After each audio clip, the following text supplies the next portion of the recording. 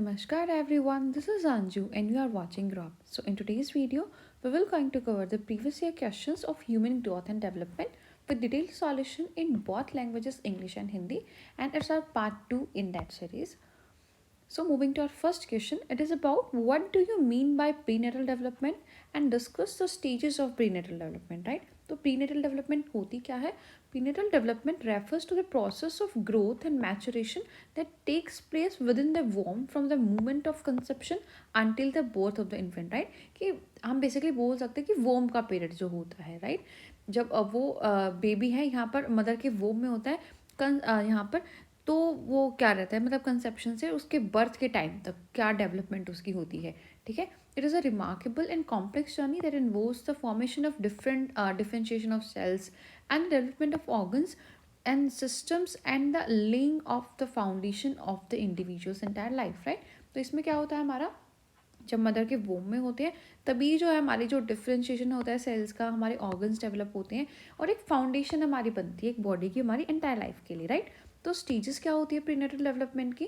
First is our germinal stage, right. So approximately the first 2 week after conception, तो conception के बाद जो पहले 2 वीक होते हैं उनको बेसिकली हम जर्मिनल स्टेज की ड्यूरेशन मांगते हैं. यहाँ पर फर्टिलाइजेशन होती है और जाइगोट फॉर्म होता है.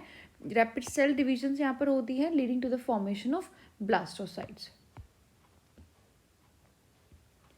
तो प्रसवपूर्ण विकास से आप क्या समझते हैं और प्रसवपूर्ण विकास के चरणों पर हमें चर्चा करनी है. तो जन्म से पूर्व का विकास, राइट, कि जब गर्भ में हम होते हैं बेसिकली. तो प्रसवपूर्ण विकास से तात्पर्य विकास और परिपक्वता की प्रक्रिया से जो गर्भाधान के क्षण से लेकर शिशु के जन्म तक गर्भ के भीतर होती है, राइट. कि गर्भ के भीतर जब गर्भाधान हुआ उससे लेकर जब तक उसका जन्म नहीं हो जाता जो विकास वहाँ पर हो रहा है. तो यह एक उल्लेखनीय और जटिल यात्रा है जिसमें कोशिकाओं का निर्माण और विभेदन, अंगों और प्रणालियों का विकास और व्यक्ति के संपूर्ण जीवन की नींव रखना शामिल है, राइट. यही वो टाइम है जब हमारी जो कोशिका है उनका निर्माण होता है, उनका विभेदन होता है, हमारे अंग यहाँ पर फॉर्म होते हैं डिफरेंट डिफरेंट, राइट. तो एक संपूर्ण जीवन की जो नींव हम बोल सकते हैं वो हमारी यहाँ पर रखी जाती है. हमारी जो बॉडी का बेसिक स्ट्रक्चर है वहाँ पर वो रेडी होता है. तो प्रसवपूर्ण विकास के चरण क्या है? सबसे पहला है हमारा रोगाणु चरण, राइट. इसकी अवधि क्या है? गर्भाधान के बाद लगभग जो पहले 2 सप्ताह हैं तो वो रोगाणु चरण के होते हैं. इसमें अंडे का निषेचन होता है जिससे यूमेनज बनता है और तेजी से कोशिका विभाजन शुरू होता है जिससे यहाँ पर ब्लास्टोसिस्ट का भी निर्माण होता है. Then second stage is our embryonic stage, right. जो भ्रूण अवस्था है हमारा, जो भ्रूण बनने लगता है अब. सो इसकी ड्यूरेशन क्या है? 3 वीक to 8 वीक, ठीक है. ये हमारी होगी embryonic stage. Understood. So the blastocyst develop into an embryo. यहाँ पर जो ब्लाइटोसिस्ट था वो एक भ्रूण में विकसित हो जाता है. And there are 3 primary germ layers, right. जो जर्म लेयर्स होती हैं वो होती है ectoderm, mesoderm and endoderm form giving rise to different type of tissues, right. तो यहाँ पर 3 जो प्राथमिक रोगाणु की परतें बनती हैं. पहली ectoderm, then mesoderm and then endoderm, जो विभिन्न प्रकार के ऊतक हैं यहाँ पर उनको जन्म देती है. The neural tube forms which letter become the brain and spinal cord, right. जो हमारी न्यूरल जो ट्यूब है वो यहाँ पर बन जाती है जो कि बाद में कन्वर्ट हो जाती है यहाँ पर ब्रेन और स्पाइनल कोड में, राइट. तो न्यूरल ट्यूब बनती है जो बाद में मस्तिष्क और रीढ़ की हड्डी बन जाती है. Then organs and major body systems begin to take shape, including the heart, limbs, eyes and ears, right. साथ ही साथ जो हमारे हृदय है, हाथ पैर है, आँखें या कान सहित जो हमारे प्रमुख अंग है वो यहाँ पर आकार लेना शुरू कर देते हैं. तो जो एम्ब्रॉयनिक स्टेज है इसको हम अपरिपक्व अवस्था भी बोल सकते हैं क्योंकि नेक्स्ट जो हमारी फीटल स्टेज है उसको भी हम यहाँ पर भ्रूण अवस्था का नाम देते हैं. तो फीटल स्टेज होगी हमारी, इसकी ड्यूरेशन जब 9th वीक से जब तक बर्थ नहीं हो जाता बेबी का, ये थी हमारी भ्रूण अवस्था. The embryo is now referred to as foetus, right. जो एम्ब्रो होता है उसको हम फीटस बोलते हैं अब. तो उसको भ्रूण बोला जाता है. अपरिपक्व अवस्था यहाँ पर आपको लिखना है, उसको अब क्या बोला जाता है? भ्रूण. Rapid growth and refinement of organ system occur, right. तो जो हमारी ग्रोथ है वो बहुत ज़्यादा रैपिड हो जाती है, बहुत तेज़ी से विकास होता है. और जो ऑर्गन होते हैं उनके रिफाइनमेंट, ठीक है, कि उनका बेसिक स्ट्रक्चर तो बन गया था, अब वो यहाँ पर रिफाइन होने लग जाते हैं और विकसित वो होने लग जाते हैं, right. Then finger, toes and facial features become distinct. जो अंग प्रणाली है उनका तेजी से विकास होता है, जैसे उंगलियां हैं, पैर की उंगलियां या चेहरे की विशेषताएं यहाँ पर अलग अलग हो जाती हैं. Bones harden and the foetus begin to move, right. जो हड्डियाँ सख्त हो जाती है और जो भ्रूण है यहाँ पर हिलना शुरू कर देता है. Then external genitalia differentiate allowing identification of sex, right. तो हमारा जो जननांग है वो अलग अलग होते हैं और वो आइडेंटिफाई हम उनको कर सके, ऐसे जो है पहचान की जा सकती है, ऐसे वो डेवलप इस स्टेज में हो जाते हैं। Then developmental milestone such as hearing and responding to sound occur, ठीक है। इसमें जो है जो विकासात्मक है उनमें क्या होता है कि जो सुनना या ध्वनि पर प्रतिक्रिया करना, ये सारी चीज़ें यहाँ पर घटित होती हैं। देन उन स्टेजेस के अलावा हमने जो प्रीनेटल डेवलपमेंट है उसको ट्रिमेस्टर्स में भी यहाँ पर डिवाइड किया है। सो फर्स्ट ट्रिमेस्टर होता है हमारा 1 वीक टू 12 वीक का, राइट। तो उसमें क्या है, major organs and structure begin to form.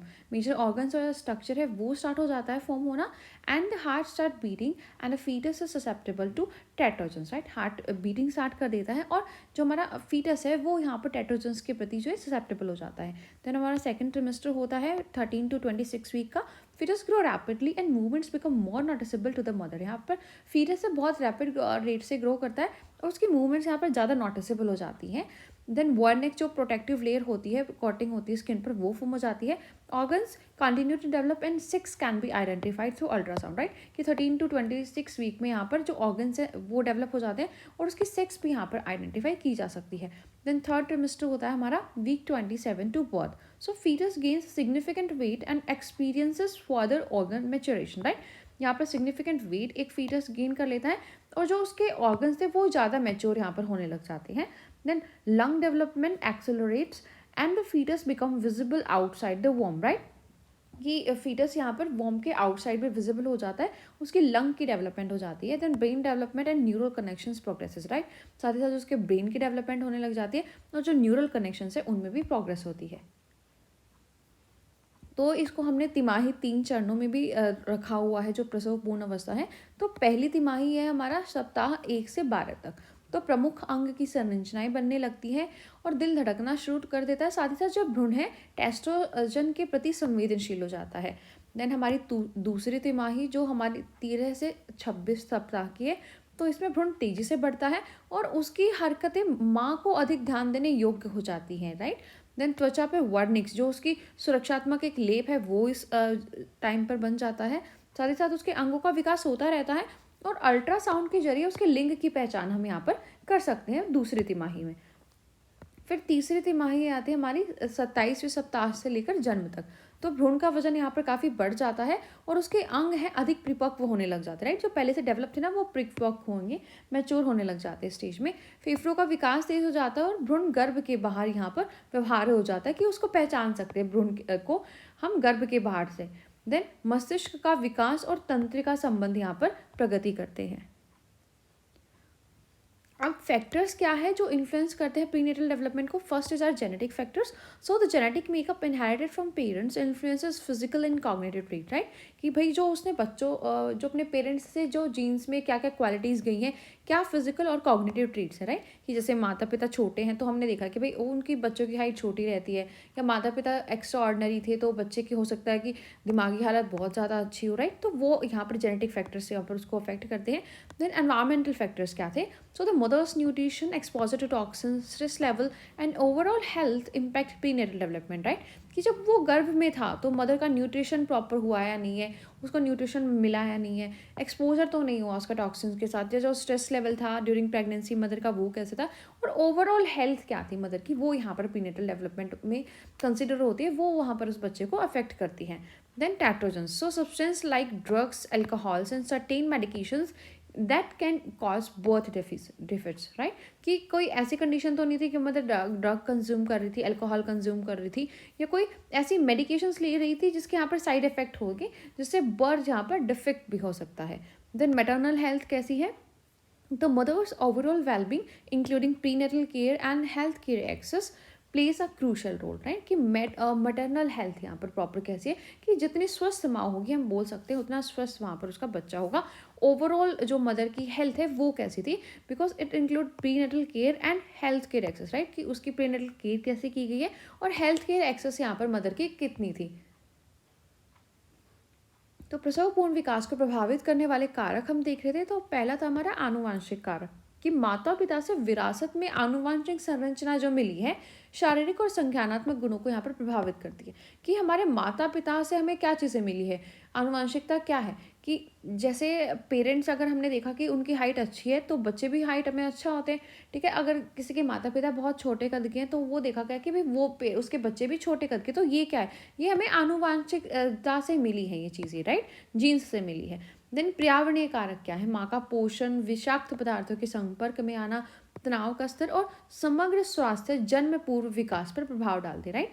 कि उसकी माँ का पोषण अच्छे से हुआ है नहीं हुआ है, किसी विषाक्त पदार्थों के उसके संपर्क में तो उसकी मदर नहीं आई थी, या जब बच्चा था उसके वोम के अंदर तो तनाव का स्तर जो है मदर को कितना था। तो ये सारी चीज़ें कि वो बेसिकली एनवायरनमेंट बच्चे को कैसा मिला, पर्यावरण बच्चे को कैसा मिला है अपने गर्भ के आसपास, राइट। तो वो यहाँ पर उसको प्रभावित करते हैं। देन टेट्राजन्स, लाइक कोई ड्रग, शराब या कुछ दवाई जो पदार्थ के जन्म दोष पैदा कर सकते हैं, क्या मदर ने उनको कंज्यूम किया था या नहीं, तो ये यहाँ पर देखा जाता है। साथ ही साथ मातृ स्वास्थ्य, राइट, कि जो माता है उसका ओवरऑल स्वास्थ्य, राइट, प्रसवपूर्ण देखभाल उसकी कैसे मिली है, और स्वास्थ्य देखभाल सहित माँ की समग्र भलाई एक महत्वपूर्ण भूमिका निभाती है कि माँ की यहाँ पर कितने अच्छे से जो है केयर की गई है। Then our next question is explain the meaning of play. Throw light on its characteristics and different type, right? तो प्ले का मीनिंग क्या है, क्या क्या कैरेक्टरिस्टिक्स है और क्या क्या इसके डिफरेंट टाइप्स है। So play is a complex and versatile human activity that encompasses a wide range of behaviors and experiences. It is often defined as a voluntary, intrinsically motivated activity that is pleasurable, enjoyable and provide a sense of satisfaction, right?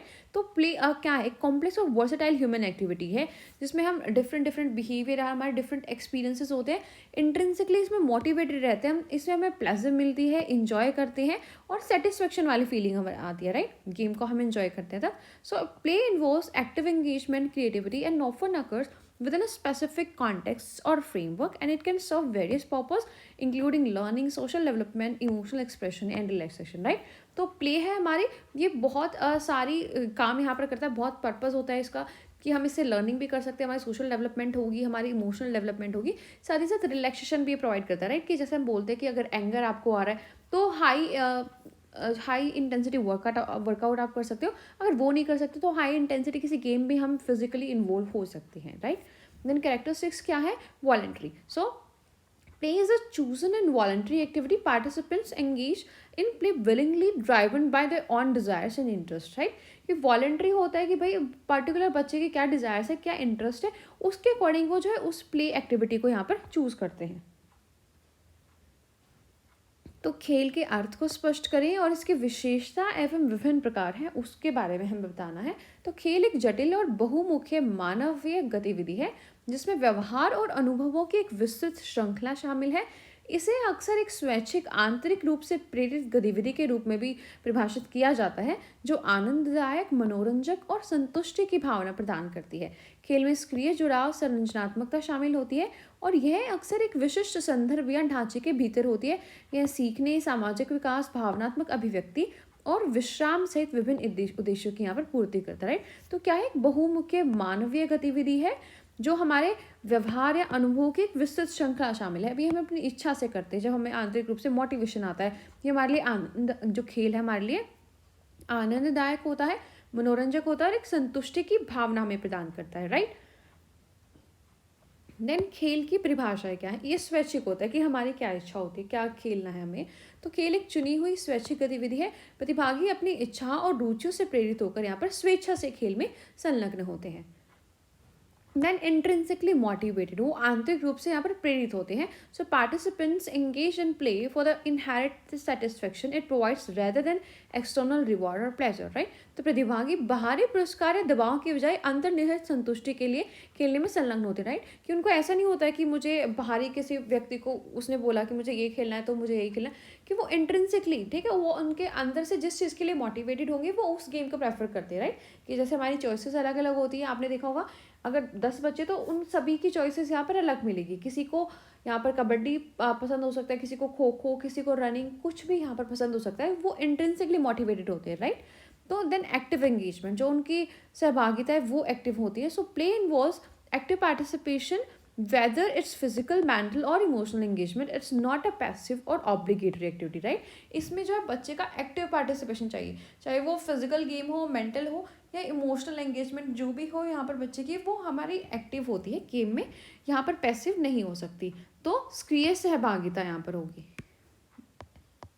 Okay.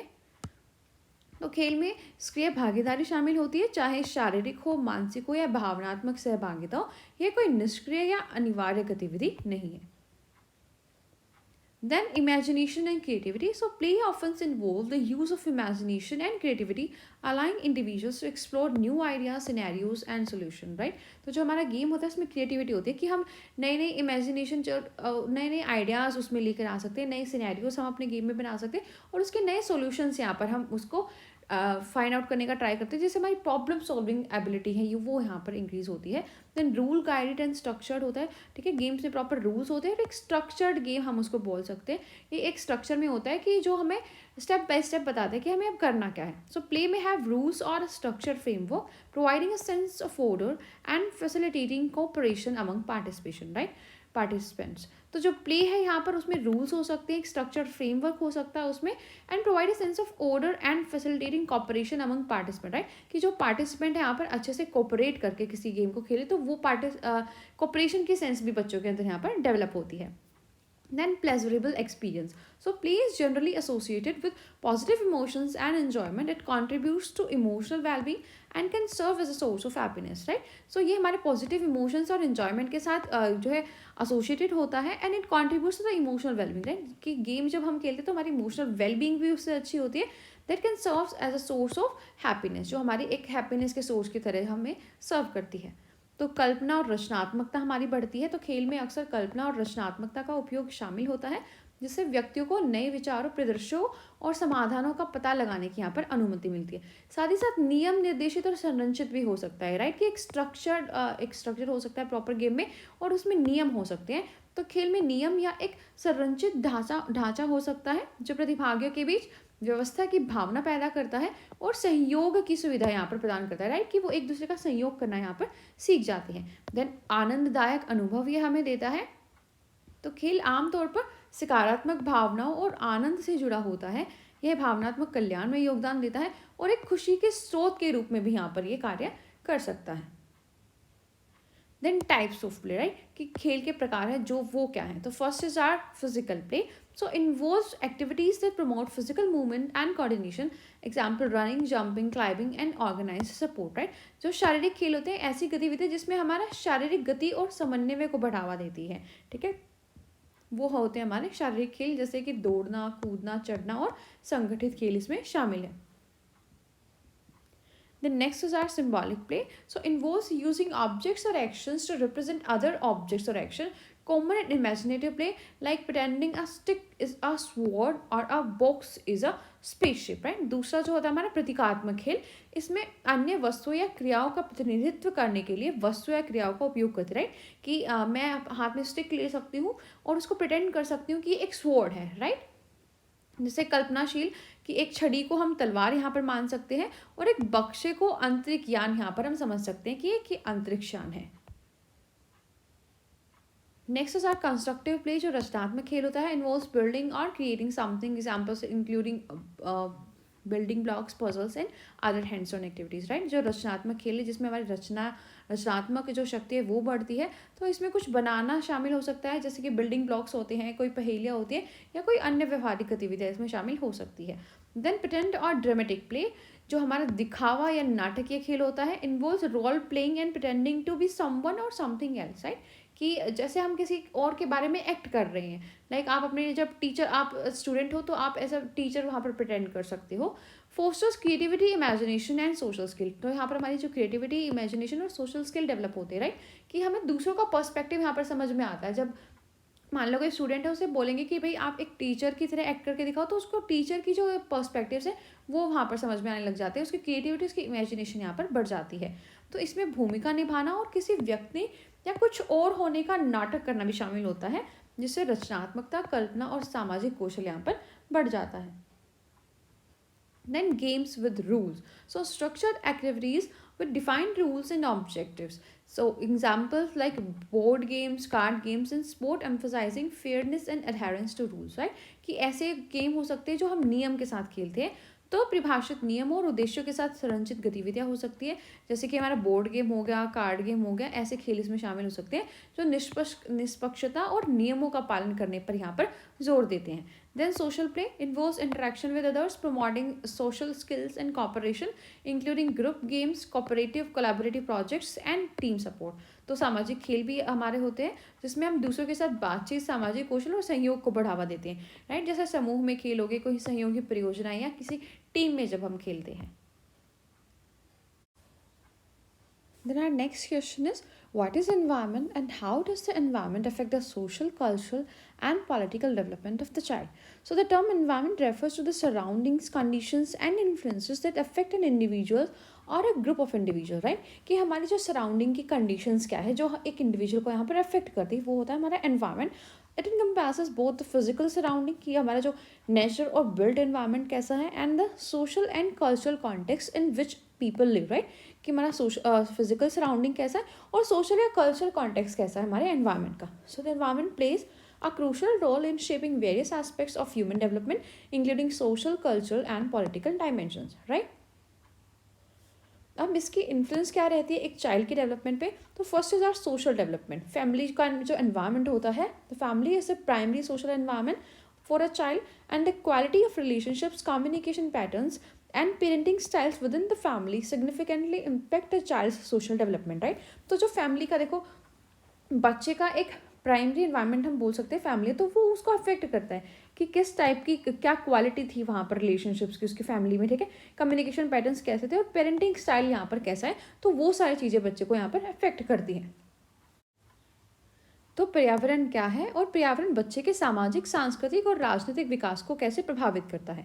तो पर्यावरण शब्द का तात्पर्य उस परिवेश, स्थितियों और प्रभावों से है जो किसी व्यक्ति या व्यक्तियों के समूह को यहाँ पर प्रभावित करते हैं. इसमें हमारा जो भौतिक परिवेश है और सामाजिक सांस्कृतिक संदर्भ है, दोनों शामिल होते हैं जिसमें हम रहते हैं. तो पर्यावरण सामाजिक, सांस्कृतिक और राजनीतिक आयामों सहित मानव विकास के जो विभिन्न पहलू हैं उनको एक आकार देने में भी महत्वपूर्ण भूमिका निभाता है. तो बाल विकास पर पर्यावरण का क्या प्रभाव पड़ेगा कि जो हमारा सामाजिक विकास है वो इससे हो जाता है कि जो हमारा पारिवारिक वातावरण है, तो परिवार बच्चे के लिए एक प्राथमिक सामाजिक वातावरण है. परिवार के भीतर रिश्तों की गुणवत्ता, संचार पैटर्न और पालन पोषण की शैली बच्चे के सामाजिक जीवन पर महत्वपूर्ण प्रभाव यहाँ पर डालती है, राइट. कि जो बच्चे का देखो प्रथम सामाजिक वातावरण उसकी फैमिली होती है, ठीक है, जो उसके सराउंडिंग रहती है कि वो कैसे बात करते हैं, कैसे उनके जो रिश्ते हैं आपस में, ठीक है. पालन पोषण की जो शैली है पेरेंट्स की वो कैसे, कि पेरेंट्स ने कितने लव और अफेक्शन से बच्चे को पाला है, या बहुत एग्रेसिव पेरेंट्स थे जिन्होंने जो है बच्चे की फीलिंग्स का यहाँ पर ध्यान नहीं दिया, राइट. तो ये सारी चीज़ें बच्चे को अफेक्ट करती हैं. Then next is our peer interaction, right. जो हमारे साथी हैं उनके साथ हमारी बातचीत कैसी है. So the social environment extends to interactions with peers. Positive peer relationships contribute to the development of social skills, cooperation and a sense of belonging, right. तो जो हमारा सामाजिक वातावरण है साथियों के साथ बातचीत तक फैला हुआ है कि कैसे हमारे बातचीत करते हैं, सकारात्मक सहकर्मी रिश्ते, सामाजिक कौशल, सहयोग और अपनेपन की भावना के विकास में यहाँ पर योगदान करते हैं, राइट. कि अगर हमारे रिश्ते हमारे साथियों के साथ अच्छे हैं तो हमारे सामाजिक कौशल यहाँ पर अच्छे होंगे, सहयोग और अपनेपन की भावना में हमारे जो है विकास होगा. Then community and school. So the broader community and school environments provide additional social context. Community values, social culture and the availability of resources can influence a child's socialization and a sense of community, right. जो समुदाय या school है तो व्यापक समुदाय और school वातावरण अतिरिक्त सामाजिक संदर्भ यहाँ पर प्रदान कर सकते हैं. सामाजिक मूल्य, सांस्कृतिक, स्कूल और संसाधनों की उपलब्धता बच्चे के सामाजिकरण और समुदाय की भावनाओं को यहाँ पर प्रभावित कर सकती है, राइट. कि कैसे हमारे कम्युनिटी में, हमारे स्कूल्स में जो हमें शिक्षा दी जा रही है, क्या वैल्यूज़ हमें प्रोवाइड की जा रही है हमारे कल्चर के लिए, हमारी कम्युनिटी के लिए, और क्या क्या रिसोर्सेज हमारे लिए चीज़ें ये क्या क्या रिसोर्सेज हमारे लिए अवेलेबल हैं. Next is our cultural development, जो हमारा सांस्कृतिक विकास है. तो कल्चरल बैकग्राउंड क्या होता है. The cultural environment including costumes, traditions, language and beliefs profoundly influence a child's identity and world view, right. कि हमारा कल्चरल बैकग्राउंड क्या है, वो हमारे जो बिलीव्स हैं वो उनको यहाँ पर जो है इन्फ्लुएंस करता है. तो जो सांस्कृतिक पृष्ठभूमि है कि किन रीति रिवाजों में हम जो है संलग्न रहे हैं, हमारा परिवार करता है, क्या क्या हमारी परंपराएं हैं, क्या हमारी भाषा है और क्या मान्यता है, ये सारी चीज़ें सांस्कृतिक वातावरण जो है बच्चे की पहचान और विश्व दृष्टि को यहाँ पर गहराई से प्रभावित करती है, राइट, कि जैसा हमारा ट्रेडिशन होगा हम उसका उसी तरह की हमारी यहाँ पर थिंकिंग हो जाएगी। देन मीडिया एंड टेक्नोलॉजी, जो मीडिया और प्रौद्योगिकी है, so exposure to different forms of media and technology contributes to cultural learning. Media can shape attitudes, values and cultural preferences, right. तो जो मीडिया और प्रौद्योगिकी है इसके विभिन्न रूपों का एक्सपोजर सांस्कृतिक सीखने में योगदान देता है, ठीक है, कि हमें किसी संस्कृति का पता यहाँ पर न्यूज़ से चल सकता है, अपने स्कूल में चल सकता है, या किसी मीडिया के थ्रू जैसे फ़ोन पे, टीवी पे ऐसे चल सकता है, कंप्यूटर पे चल सकता है। तो जो मीडिया का दृष्टिकोण है वो भी जो हमारे मूल्य हैं और सांस्कृतिक प्राथमिकता है उनको आकार यहाँ पर देता है, राइट, कि एक मीडिया में आपको दिखाया जा रहा है कि भाई ये धर्म है, ये सबसे ऊपर है, या ये धर्म है, ये सबसे नीचे है, ठीक है। कॉन्टिन्यूस किसी चीज़ के बारे में आप बार बार वहाँ पर देख रहे हो तो जो आपके बिलीफ है, वो जो प्रेफरेंसेस है, वो वहाँ पर उस मीडिया के जो आपने कंज्यूम किया है उसके अकॉर्डिंगली वो यहाँ पर चेंज हो जाते हैं। देन पॉलिटिकल डेवलपमेंट, ठीक है, कि राजनीतिक विकास यहाँ पर बच्चे का होता है। Government and governance, so the political environment introduces children to the structures and processes of governance. Understanding civic responsibilities and participation in community affairs are influenced by political context, right, कि जो सरकार और शासन है वो कैसा है। तो राजनीतिक वातावरण बच्चे को शासन की संरचना और प्रक्रियाओं से परिचित कराता है। नागरिक जिम्मेदारी को समझना और सामुदायिक मामलों की भागीदारी राजनीतिक संदर्भ से यहाँ पर प्रभावित होती है, कि हमारी गवर्नमेंट कैसी है, कैसे कैसी पॉलिसीज़ है। तो गवर्नमेंट अगर अच्छी है तो जो नागरिक है वो अपना काम कैसे करते हैं, क्योंकि बच्चे जो देखेंगे अपने एनवायरनमेंट में वही चीज़ें सीखेंगे। तो ये जो गवर्नमेंट और गवर्नेंस है वो उसकी पॉलिटिकल डेवलपमेंट को यहाँ पर प्रभावित करती है। Then education and civic education, right, कि जो नागरिक की शिक्षा है, so the educational environment plays a crucial role in political development. Civic education and awareness of political system contributes to a child's understanding to their role as a citizen, right, कि जब हम बच्चे को यहाँ पर नागरिक शिक्षा देंगे तो उसको समझ में आएगा कि एज अ सिटीजन उसका क्या रोल है। अंडरस्टूड। तो शैक्षिक वातावरण राजनीतिक विकास में महत्वपूर्ण भूमिका निभाता है। नागरिक शिक्षा और राजनीतिक प्रणालियों के बारे में जागरूकता एक नागरिक के रूप में उनकी भूमिका के बारे में बच्चे की समझ में योगदान करती है, राइट, कि बच्चा कितना जागरूक है एक नागरिक के रूप में। तो वो हमें जो है बच्चे को शिक्षा यहाँ पर प्रोवाइड करानी है।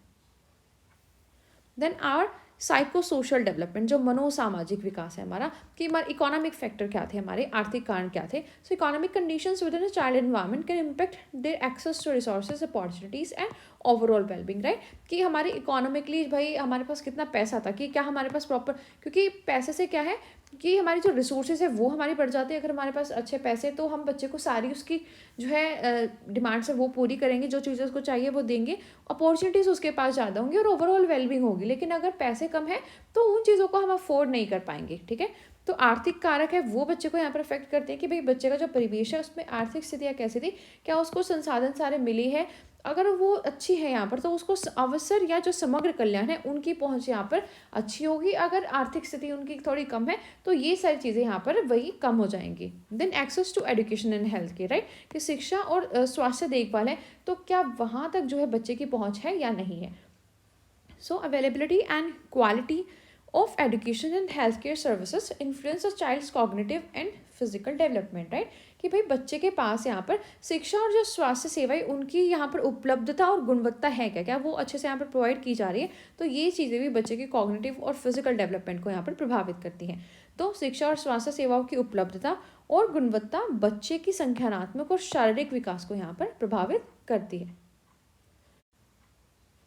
Then environmental influences on identity, जो पहचान है उस पर पर्यावरणीय प्रभाव क्या है, राइट, कि जेंडर रोल्स क्या है। हम अपनी सोसाइटी में देखते हैं कि भाई मेल्स ये करते हैं, फीमेल्स के क्या काम होते हैं, तो वो जेंडर रोल्स क्या है वो हमारी आइडेंटिटी को कैसे इन्फ्लुएंस करते हैं। So societal expectation and cultural norms regarding gender roles shape a child's understanding of identity and social roles. तो जो लिंग की भूमिकाओं के संबंध में सामाजिक अपेक्षाएं क्या है, कि क्या समाज हमसे एज ए गर्ल क्या एक्सपेक्ट करता है वो, कि मुझे क्या करना चाहिए, एज ए बॉय वो हमसे क्या एक्सपेक्ट कर रहा है। तो कि समाज की अपेक्षाएं क्या हैं, वो हमसे क्या अपेक्षा यहाँ पर रखते हैं। और सांस्कृतिक मानदंड बच्चे की पहचान और सामाजिक भूमिकाओं की समझ को यहाँ पर आकार देते, राइट, कि जैसे आपने देखा होगा ना कि भाई गर्ल्स के लिए पिंक कलर है, बॉयज़ के लिए ब्लू कलर है, गर्ल्स को ये काम करना चाहिए, बॉयज़ को ये काम करना चाहिए। तो सोसाइटी हमसे क्या एक्सपेक्ट करती है, वो चीज़ें यहाँ पर हमें अफेक्ट करती हैं। देन मल्टी कल्चरल एक्सपीरियंसेस, जो हमारे बहुसांस्कृतिक अनुभव हैं। Exposure to diverse environments fosters an appreciation for different perspectives, promoting cultural competence and empathy, right. कि जो विविध वातावरण है, कि डाइवर्सिटी, अलग अलग कल्चर है सबका, अलग अलग पर्सपेक्टिव है यहाँ पर, तो विविध वातावरण के संपर्क में आने से विभिन्न दृष्टिकोणों के प्रति सराहना बढ़ती है। ठीक है, कि मैं अपना पर्सपेक्टिव समझती हूँ तो सामने वाले का भी समझती हूँ, मैं उसको भी अप्रिशिएट करती हूँ यहाँ पर। और सांस्कृतिक क्षमता और सहानुभूति हमारी उसे अपनी एनवायरमेंट इन्फ्लुएंस से हमारी बढ़ जाती है। Then our next question is, what do you understand by the term puberty? Explain the issues related to puberty. So, puberty is a biological process during which a person undergoes physical and psychological changes that lead to sexual maturity and the ability to reproduce, right? कि puberty एक ऐसी stage होती है, biological process basically जब sexual maturity हमारे अंदर आ जाती है. It is a crucial stage in human development, marking the transition from childhood to adulthood. ठीक है, कि चाइल्डहुड टू अडल्टहुड हम यहाँ पर ट्रांजिशन करना स्टार्ट करते हैं जब प्यूबर्टी आती है. So puberty is triggered by hormonal changes primarily involving the release of sex hormones such as estrogen and testosterone, and the timing and place of puberty can vary widely among individuals, but it typically occurs during the early teenage years, right. कि जो puberty है यहाँ पर different हो सकती है, कि भाई हो सकता है किसी की प्यूबर्टी यहाँ पर थोड़ा लेट स्टार्ट हो सकती है, किसी की थोड़ा अर्ली स्टार्ट हो सकती है, थोड़ा डिफरेंस वहाँ पर हो सकता है, कि सेम रेट से नहीं बोल सकते हम सभी के लिए होगी, बट टिपिकली वो हमारे जो टीनेज के अर्ली ईयर्स है तो वहाँ पर वो स्टार्ट हो जाती है. अप्रोक्स 13 to 16 ईयर्स तक यहाँ पर वो स्टार्ट हो जाती है. देन अब इश्यूज़ क्या आते हैं प्यूबर्टी में? जो फिजिकल चेंजेस होते हैं, ग्रोथ स्प्राउट्स होती है. सो puberty is often characterized by rapid growth sprouts that can lead to changes in height, weight and overall body proportions, right? कि हमारी बॉडी है वो फिजिकली बहुत ज़्यादा चेंज होती है rapidly. Then secondary sexual characteristics है वो डेवलप होती है. Development of secondary sexual characteristics such as breast development in girls and facial hair growth in boys is a significant aspect of puberty, right. कि जो secondary sexual characteristics है वो यहाँ पर डेवलप होती है, कि भाई गर्ल्स में ब्रेस्ट डेवलप हो जाती है, बॉयज़ में जो फेशियल हेयर्स है वो यहाँ पर डेवलप होना लग जाते हैं. तो यौवन शब्द से आप क्या समझते हैं और यौवन से संबंधित मुद्दे हैं उनकी हमें व्याख्या करनी है. तो यौवन एक जैविक प्रक्रिया है जिसके दौरान व्यक्ति शारीरिक और शारीरिक परिवर्तनों से गुजरता है, जो यौन परिपक्वता और प्रजनन की क्षमता को जन्म देती है. यह मानव विकास में एक महत्वपूर्ण चरण है जो बचपन से वयस्कता में संक्रमण का एक प्रतीक है, राइट. कि हम बचपन से अब वयस्कता की ओर जो है बढ़ रहे हैं, ट्रांजिशन हमारा हो रहा है. यौवन हार्मोनल परिवर्तनों से शुरू होता है जिसमें मुख्य रूप से एस्ट्रोजन और टेस्टोस्टेरोन जैसे सेक्स हार्मोन्स का यहाँ पर स्राव शामिल होता है. और यौवन का समय और गति व्यक्तियों में व्यापक रूप से भिन्न हो सकती है, कि ऐसा नहीं है कि भाई सभी व्यक्तियों में यौवन जो है एक पर्टिकुलर एज में आगा, वो थोड़ा आगे पीछे यहाँ पर हो सकता है. लेकिन आमतौर पर ये क्या होता है कि जो हमारे प्रारंभिक किशोर अवस्था के दौरान होती है, कि हमारे 13 to 16 ईयर्स के 13 से 16 वर्ष के जब हम होते हैं तब जो है हमारा ये यौवन पीरियड जो है स्टार्ट हो जाता है. तो अब इसमें क्या मुद्दे आते हैं? एक तो शारीरिक बदलाव यहाँ पर बहुत ज़्यादा होता है, तो इससे विकास में तेजी आती है. यौवन को अक्सर तीव्र वृद्धि के यौवन में है, उसमें जो हमारी हाइट है वो बहुत ज़्यादा जल्दी एकदम से बढ़ जाती है, जो वजन है और जो समग्र शरीर का अनुपात है यहाँ पर बदलाव हो सकते हैं, राइट. देन जो माध्यमिक यौन लक्षण है, तो माध्यमिक यौन विशेषताओं का विकास होता है, जैसे लड़कियों में स्तन का और लड़कों के चेहरे के बालों का बढ़ना यौवन का एक महत्वपूर्ण यहाँ पर पहलू है. देन हार्मोनल चेंजेस, जो हार्मोनल परिवर्तन है. Then menstruation begins in girls as a result of hormonal changes. It is a key marker of reproductive maturity, right. तो हार्मोनल परिवर्तन के कारण यहाँ पर जो है मासिक धर्म जो है लड़कियों में शुरू हो जाता है. ये दिखाता है कि भाई जो रिप्रोडक्टिव मेच्योरिटी है उस गर्ल के अंदर आ गई है. देन जो वॉइस है वो चेंज हो जाती है. Boys experience changes in the pitch and quality of their voice as the larynx enlarges during puberty, right. तो जो बॉयज है बेसिकली उनकी आवाज़ में यहाँ पर बदलाव हो जाता है. युवावस्था के दौरान स्वर यंत्र के बढ़ने के कारण लड़कों को अपनी आवाज़ और पिच की गुणवत्ता में यहाँ पर बदलाव जो है अनुभव हो सकता है. उनकी आवाज़ थोड़ी यहाँ पर भारी हो जाती है. Then emotional and psychological changes, भावनात्मक और मनोवैज्ञानिक परिवर्तन होते हैं क्योंकि हार्मोनल चेंजेस बहुत यहाँ पर होते हैं। मूड स्विंग्स होते हैं हमारे, hormonal fluctuations during puberty can contribute to mood swings and emotional variability, right, कि जो मूड में बदलाव है वो बहुत ज़्यादा होता है हमारी यौवन अवस्था में। तो युवा अवस्था के दौरान हार्मोनल उतार चढ़ाव मूड में बदलाव और भावनात्मक परिवर्तनशीलता में यहाँ पर योगदान कर सकते हैं। Then identity and self-esteem. So adolescents often grapple with issues related to identity, self-esteem and body image as they navigate the physical and social change of puberty. तो जो पहचान है और आत्मसम्मान है, तो किशोर अक्सर युवावस्था के शारीरिक और सामाजिक परिवर्तनों से गुजरते समय पहचान, आत्मसम्मान और शरीर की छवि से संबंधित मुद्दों से जूझते हैं, राइट, कि हमने बोला ना कि इसको एक स्ट्रेस एंड स्टॉर्म की एज भी बोल सकते हैं। हमारी आइडेंटिटी का क्राइसिस हमें रहता है कि हम हैं क्या, हम कहाँ, एक रोल हमारा है सोसाइटी में कहाँ फिट हो रहा है, हमें फ्यूचर में क्या बनना है। तो ये हमारी जो बॉडी इतनी रैपिडली चेंज होती है कि बॉडी की जो खुद की छवि है वो उससे संबंधित मुद्दे में आ जाते हैं कि मैं इतना चेंज हो गया, मेरा आत्मसम्मान है, जो सेल्फ स्टीम है वो यहाँ पर जो है बच्चे का चेंज हो जाता है उसकी हार्मोनल फ्लक्चुएशंस की वजह से।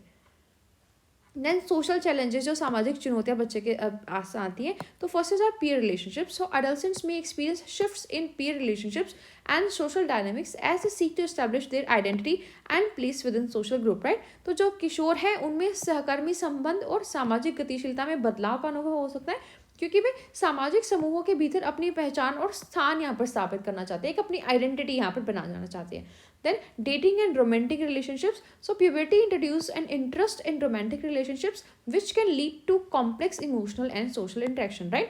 तो जो युवावस्था है वो रोमांटिक रिश्तों में यहाँ पर रुचि पैदा कर सकती है बिकॉज जो सेक्सुअल ऑर्गन्स है वो यहाँ पर जो है मैच्योर हो गए, जिससे जटिल भावनात्मक और सामाजिक संपर्क यहाँ पर बच्चों को हो सकता है। देन सेक्सुअल एजुकेशन, जो यौन शिक्षा है, तो नॉलेज एंड अवेयरनेस, तो उसके बारे में बच्चों को नॉलेज होनी चाहिए, अवेयरनेस होनी चाहिए। So adolescents need accurate and comprehensive sexual education to understand the changes happening to their body's reproductive health and responsible sexual behavior. तो जो किशोर हैं उनके शरीर, प्रजनन, स्वास्थ्य और जिम्मेदार यौन व्यवहार में होने वाले परिवर्तनों को समझने के लिए एक सटीक और व्यापक यौन शिक्षा की आवश्यकता उनको होती है। Then cultural and societal influences, so cultural and societal attitudes toward sexuality can impact in adolescents understanding and acceptance of their own sexual development. तो यहाँ पर जो कामुकता के प्रति सांस्कृतिक और सामाजिक दृष्टिकोण है वो एक किशोर की अपनी यौन विकास की समझ और स्वीकृति को यहाँ पर प्रभावित कर सकता है कि भाई जो समाज है वो उसको किस तरीके से यहाँ पर देखता है।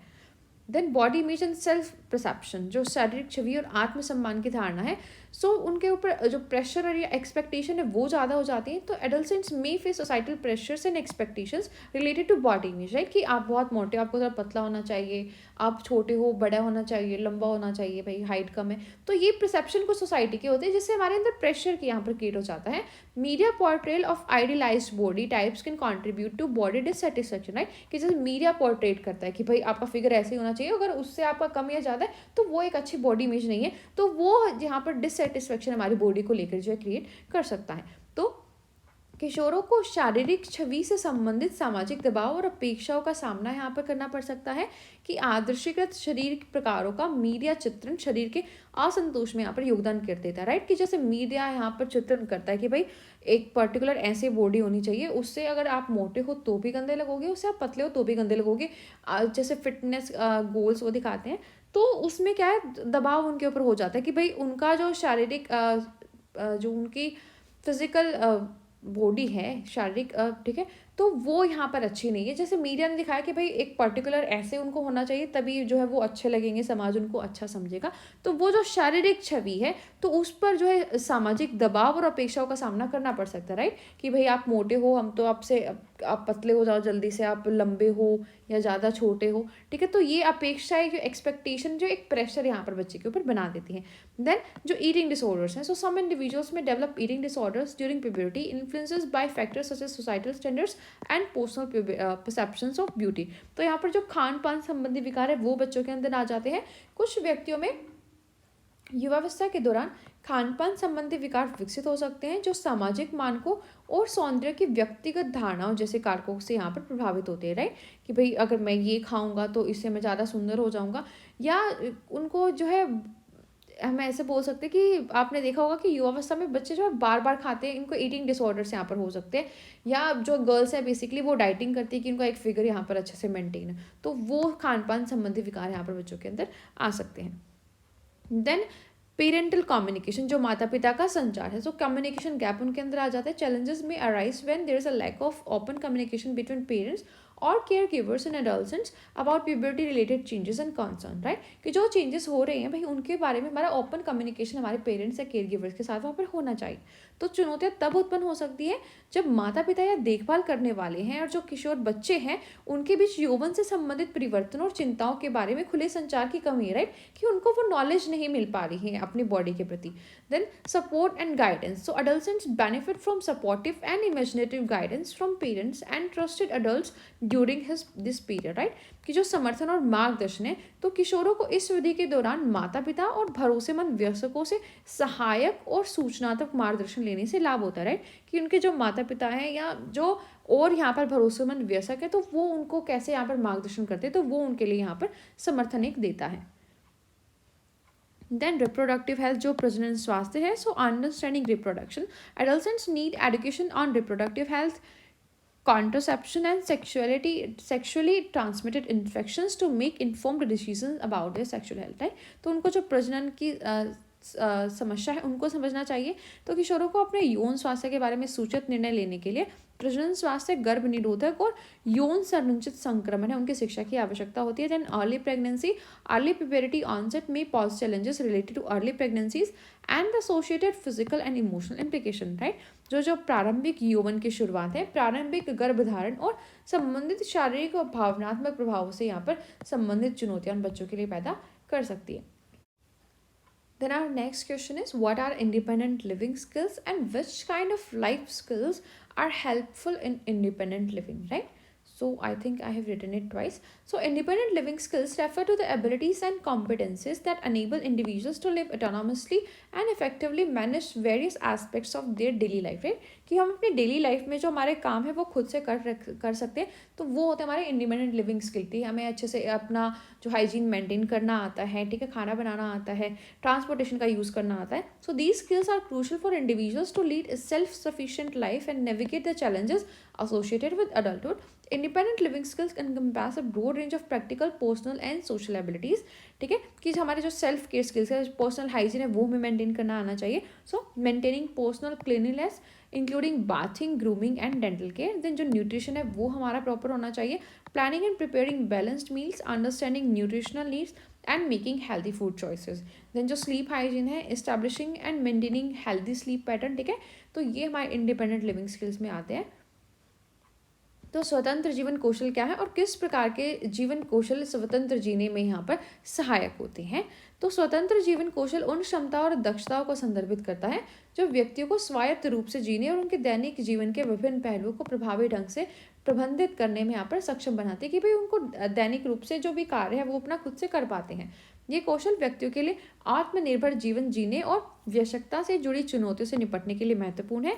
स्वतंत्र जीवन कौशल में व्यवहारिक, व्यक्तिगत और सामाजिक क्षमताओं की एक विस्तृत श्रृंखला शामिल है, जैसे कि खुद की देखभाल क्या वो कर सकते हैं, यानी ठीक है, व्यक्तिगत स्वच्छता, स्नान, सौंदर्य और जो दंत चिकित्सा है क्या वो बच्चों को यहाँ पर आती है, नहीं है, पोषण कैसा है बच्चों का, संतुलित भोजन की योजना क्या वो बना सकते हैं, क्या वो संतुलित भोजन तैयार कर सकते हैं, और तो पोषण संबंधी आवश्यकताओं को समझना और स्वस्थ भोजन विकल्प उनको चुनना चाहिए। देन जो उनकी नींद है वो कितनी अच्छी ले रहे हैं, तो स्वच्छ नींद के पैटर्न को स्थापित करना और बनाए रखना, ये उनके स्किल यहाँ पर होनी चाहिए। साथ ही साथ हाउस होल्ड मैनेजमेंट उनको आनी चाहिए, कि घर का जो प्रबंधन वो कैसे करना है, कैसे उसको क्लीन करना है, ऑर्गेनाइज करना है। So keeping living spaces tidy and organise including cleaning, laundry and managing clutter, right, कि भाई जो घर है उसको साफ और व्यवस्थित कैसे रखते हैं वो, जिसमें सफाई, कपड़े धोना और अव्यवस्था को प्रबंधित करना ही शामिल है। तो ये बच्चे को आना चाहिए। कुकिंग उसको आनी चाहिए, preparing meals, understanding basic cooking techniques and following recipes, right, कि भोजन कैसे तैयार करना है और खाना बनाने की जो बुनियादी तकनीकें हैं वो यहाँ पर बच्चे को समझ में आनी चाहिए, कि कैसे वो व्यंजनों को यहाँ पर बना सकते हैं। देन बजटिंग एंड फाइनेंस, ठीक है, managing finances including budgeting, paying bills and understanding financial responsibilities, right, कि जो वित्त का प्रबंधन है वो यहाँ पर बच्चों को आना चाहिए, कैसे उसको अपने इनकम के अकॉर्डिंग, अपने जो है बजट बनाना है, कैसे उसको बिल पे करनी है, जो वित्तीय जिम्मेदारी है बेसिकली वो यहाँ पर बच्चे को समझ में आनी चाहिए। देन टाइम मैनेजमेंट उसको आनी चाहिए, planning and organising daily activities and responsibilities की एक टाइम से ही होना चाहिए, राइट। हमारा ब्रेकफास्ट है वो अर्ली मॉर्निंग में होना चाहिए, ठीक है। तो ये सारी चीज़ें जो बच्चे को टाइम मैनेजमेंट आनी चाहिए। Then prioritisation, identifying and prioritising task to meet deadlines and achieve goal. Then conflict resolution उनको आना चाहिए कि कैसे जो कॉन्फ्लिक्ट उनको नेविगेट कर सकते हैं, रिजोल्यूशन और जो इंटरपर्सनल रिलेशनशिप है यहाँ पर उनको वो इम्प्रूव इससे कर सकते हैं।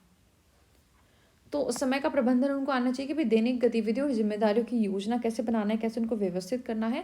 साथ ही साथ समय और सीमा को पूरा करने और लक्ष्यों को प्राप्त करने के लिए कार्यों को कैसे पहचाना और भाई कैसे कार्यों को प्राथमिकता देना कि पहले ये काम हमें करना उसके बाद ये करना है, तो ये बच्चों को आना चाहिए। संचार कौशल उनके पास होने चाहिए कि विचारों को कैसे वो स्पष्ट रूप से व्यक्त कर रहे हैं, कि अपनी बात सामने वाले को समझा रहे हैं और कैसे सक्रिय रूप से जो है सामने वाले की बात वो सुन रही है। साथ ही साथ की संघर्ष है जो उनको वो कैसे सुलझा सकते हैं बातचीत करके, तो उसकी जिससे उनके पारस्परिक संबंध है यहाँ पर उनका समाधान हो जाए। Then health and wellness, so health और वेलनेस के बारे में उनको इन्फॉर्मेशन होनी चाहिए, knowing how to make appointments, understanding health insurance and managing one's health care need, right. कि अपनी हेल्थ के नीड है उनको कैसे मैनेज कर रहे हैं, कैसे अपॉइंटमेंट उनको लेनी है, ये सब उनको यहाँ पर पता होना चाहिए। Engaging in regular physical activity and understanding the importance of exercise for overall wellbeing, right. कि फिजिकल एक्टिविटीज़ जो हमारी होती है, योगा एक्सरसाइजेज, उसका उन्हें पता होना चाहिए कि कैसे ये यहाँ पर इंपॉर्टेंट है हमारी ओवरऑल वेलबींग के लिए, लाइफ के लिए। साथ ही साथ जो ट्रांसपोर्टेशन स्किल है कि किसी पब्लिक ट्रांसपोर्टेशन को यूज़ करना या खुद से ड्राइविंग करना, ये बच्चों को आना चाहिए ताकि जहाँ पर उनको जाना है वो इजीली यहाँ वहाँ पर नेविगेट कर सके। तो स्वास्थ्य और कल्याण जो है वहाँ तक उनकी पहुँच होनी चाहिए कि कैसे भाई नियुक्तियाँ करनी है, अपॉइंटमेंट लेनी है डॉक्टर से, स्वास्थ्य बीमा कैसा है उसको कैसे समझते हैं, और स्वास्थ्य देखभाल की जो आवश्यकता है उनको वो कैसे पूरा करना है, ये बच्चे को पता होना चाहिए। नियमित शारीरिक गतिविधि में संलग्न रहना जैसे एक्सरसाइज या योगा, तो वो यहाँ पर बच्चे को आना चाहिए कि समग्र कल्याण के लिए व्यायाम का जो महत्व है वो बच्चों को बेसिकली पता होना चाहिए। साथ ही साथ जो परिवहन कौशल है बच्चे को वो आना चाहिए कि सार्वजनिक परिवहन प्रणालियाँ हैं उनको कैसे यूज़ करना है, या ड्राइविंग कैसे करना है जिसमें यातायात नियमों को समझना और वाहन का रख रखाव कैसे करना, ये सारी चीज़ें शामिल है। Then our next question is we have to write short notes on psychological well-being and self-concept, right? तो first is are psychological wellbeing, तो वो क्या होता है? Psychological wellbeing refers to a person's overall mental state and the presence of positive psychological qualities. It encompasses various dimensions of life satisfaction, happiness and sense of fulfilment, right. कि psychological wellbeing क्या है कि भाई हमारी mental state basically क्या है, psychological qualities हमारे अंदर क्या है, कि लाइफ सेटिस्फेक्शन हमारा कैसा. This involves an individual's overall assessment of their life and the extent to which they find it satisfying, right. कि हमारी लाइफ है जो है हम उससे कितना सेटिस्फाई है, हमारा माइंड यहाँ पर किस स्टेट में है, वो हैप्पी है या कंफ्यूज है यहाँ पर. तो साइकोलॉजिकली हमारी जो है क्वालिटीज़ यहाँ पर क्या है. Then positive emotions, experiencing positive emotions such as joy, gratitude and commitment contributes to psychological well-being, right. कि क्या हम यहाँ पर जो पॉजिटिव इमोशंस है सच एज इमोशन, ग्रेटिट्यूड, वो हमारे अंदर है या नहीं है. एंगेजमेंट हमारी कैसी है, so being engaged in activities that provides a sense of purpose and involvement can enhance wellbeing, right. कि एक सेंस ऑफ पर्पस, जैसे हमारी लाइफ में कुछ हमारा पर्पस है, हमारा इन्वॉल्वमेंट कैसे है हमारी लाइफ की चीज़ों में, तो हमारी एंगेजमेंट यहाँ पर कैसी है वो है यहाँ पर देखा जाता है कि एक्टिवली किसी चीज़ में एंगेज हो रहे हैं या ध्यान नहीं देते हम. तो हमें नोट लिखने हैं तो मनोवैज्ञानिक कल्याण पर और स्व अवधारणा पर. तो पहले मनोवैज्ञानिक का जो कल्याण है वो हम देखते हैं.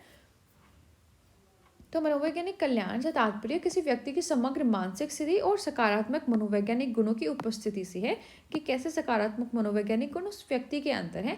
इसमें जीवन की संतुष्टि, खुशी और तृप्ति की भावना के लिए विभिन्न आयाम शामिल हो सकते हैं. कि जीवन की संतुष्टि बच्चे के अंदर कितनी है, इसमें किसी व्यक्ति का अपने जीवन का समग्र मूल्यांकन और किस हद तक वे इसे संतोषजनक पाते हैं, राइट. कि क्या वो संतोष है अपनी लाइफ से, ठीक है. तो ये देखा जाता है. साथ साथ उसकी जो भावनाएं कितनी सकारात्मक है, खुशी, कृतज्ञता और संतुष्टि जैसी भावनाओं को अनुभव करना भी उनके मनोवैज्ञानिक कल्याण में योगदान देता है. फिर संलग्नता उनकी कितनी है, तो उद्देश्य और भागीदारी की भावना प्रदान करने वाली गतिविधियों में शामिल होने से कल्याण में यहाँ पर वृद्धि उनकी हो सकती है. कि किसी चीज़ का कोई उद्देश्य है, उनकी लाइफ में एक उद्देश्य होना चाहिए, भागीदारी उनको यहाँ पर चीज़ों में अच्छे से करनी चाहिए. Then meaning and purpose. So understanding one's purpose in life and finding meaning in one's activities contribute significantly to psychological well-being, right? कि हमारी लाइफ का पर्पस क्या है और उसका मीनिंग हमें फाइंड आउट करना है, तो वो हमें एक अच्छे साइकोलॉजिकल वेलबींग का पता लगाता है यहाँ पर कि भाई हमारी लाइफ यहाँ पर कितनी मीनिंगफुल है, हमारी लाइफ में एक पर्पस है जीने का. देन रेजिलेंस क्या है? The ability to cope up with challenges, setbacks and stress is crucial for maintaining psychological wellbeing, right? कि कोई चैलेंज आता है, कोई स्ट्रेस आता है, तो हम उसको कैसे यहाँ पर कोप अप करते हैं वो हमें आना चाहिए. Then having autonomy, having a sense of control and independence in one's life is associated with higher level of well-being, right? कि भाई इतने कैपेबल होना चाहिए कि हम इंडिपेंडेंटली रह सके, वो एक हाई लेवल ऑफ वेलबींग हमारे अंदर देता है, राइट? इंडिपेंडेंस की मेरी लाइफ के ऊपर मेरा कंट्रोल है. देन हमारी रिलेशनशिप्स कैसी हैं? पॉजिटिव होनी चाहिए वो. Healthy social connections and positive relationships with other play a vital role in psychological wellbeing, right? कि हमारे जो कनेक्शंस हैं वो कितने हेल्दी है लोगों के लिए, हमारा रिलेशनशिप है वो कैसे है, तो ये भी एक हमारा साइकोलॉजिकल वेलबींग में रोल प्ले करता है. देन हमारा सेल्फ स्टीम कैसा है? हमारा वो पॉजिटिव सेल्फ स्टीम होना चाहिए. Regarding and healthy level of self esteem contribute to an individual's overall wellbeing, right? कि जितना हमारा सेल्फ स्टीम यहाँ पर हेल्दी होगा, एक ओवरऑल वेलबींग हमारी यहाँ पर अच्छी होगी. तो हमें जीवन का अर्थ और उसका उद्देश्य पता होना चाहिए. तो जीवन में किसी के उद्देश्य को समझना और उसकी गतिविधियों के अर्थ ढूंढना मनोवैज्ञानिक कल्याण में यहाँ पर महत्वपूर्ण योगदान देता है. साथ ही साथ लचीलापन कितना है, कि कोई चुनौतियाँ या कोई असफलता, तनाव वगैरह, तो उससे कैसे निपटने, वो मनोवैज्ञानिक क्षमता हमारे अंदर है या नहीं है. स्वायत्तता हमारे अंदर है या नहीं है, कि किसी के जीवन में नियंत्रण और स्वतंत्रता की भावना का होना भी यहाँ पर उच्च स्तर के कल्याण से जुड़ा है, राइट? कि मैं अपने जीवन में स्वतंत्र हूँ, तो ये एक उच्च कल्याण का स्तर हमारे अंदर देता है. साथ ही साथ जो रिश्ते हैं वो कितने सकारात्मक हैं, तो स्वस्थ सामाजिक संबंध और दूसरों के साथ सकारात्मक रिश्ते मनोवैज्ञानिक कल्याण में यहाँ पर महत्वपूर्ण भूमिका निभाते हैं. साथ ही साथ जो व्यक्ति का आत्मसम्मान कैसा है, तो एक सकारात्मक आत्मसम्मान और एक आत्मसम्मान जो है स्वस्थ स्तर किसी व्यक्ति के समग्र कल्याण में यहाँ पर योगदान देता है, राइट? कि अगर मेरा खुद की नज़रों में आत्मसम्मान अच्छा है, तो मैं कॉन्फिडेंस वहाँ पर ज़्यादा फील करूँगी. Then self concept. Self concept क्या होता है? Self concept is the cognitive and emotional perception that individuals have about themselves, right? कि खुद के लिए मेरा क्या परसेप्शन है, ये होता है सेल्फ कॉन्सेप्ट. कि सेल्फ के लिए क्या कॉन्सेप्ट है. It includes beliefs, opinions, attitudes and perceptions about one's identity, abilities and worth, right? कि मेरी क्या आइडेंटिटी है, क्या एबिलिटीज और क्या मेरी वर्थ है. तो self identity, this is the core aspect of self concept representing N individuals awareness about their own existence and uniqueness, right? कि मेरा क्या एग्जिस्टेंस है यहाँ पर, मेरी क्या आइडेंटिटी है मेरी नज़रों में, वो यहाँ पर देखा जाता है. सेल्फ स्टीम कितना है, the evaluation of one's worth, right? कि मेरी लाइफ में मेरी वर्थ कितनी है. And the overall attitude towards oneself play a significant role in shaping self concept. Then self image हमारी क्या है? The mental picture individuals have of their physical appearance, capabilities and traits contribute to their self concept, right? कि मेरी self image क्या है, जो हमारी physical appearance वो क्या क्या क्या हमारी कैपेबिलिटीज और क्या क्या हमारी ट्रेट्स हैं.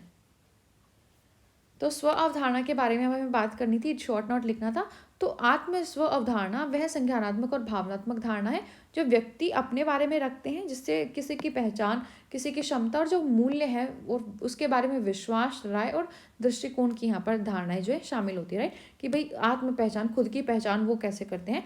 तो यह आत्म अवधारणा का मुख्य पहलू है जो किसी व्यक्ति के अपने अस्तित्व और विशिष्टता के बारे में जागरूकता का प्रतिनिधित्व करता है, राइट? कि खुद का सम्मान, हमारा आत्मसम्मान कैसा है, किसी के मूल्य का मूल्यांकन और स्वयं के प्रति समग्र दृष्टिकोण आत्म अवधारणा को यहाँ पर आकार देने में महत्वपूर्ण भूमिका निभाता है.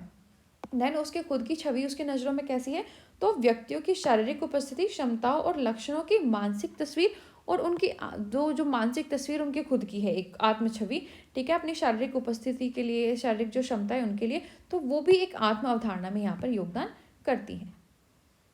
Then social identity, sorry. So the way individuals perceive themselves in relation to social groups such as family, friend और cultural affiliations influence self concept, right? कि भाई घर में, फ्रेंड्स में या कल्चर में उनकी क्या वैल्यू है, क्या आइडेंटिटी, तो वो यहाँ पर उसको अफेक्ट करती है.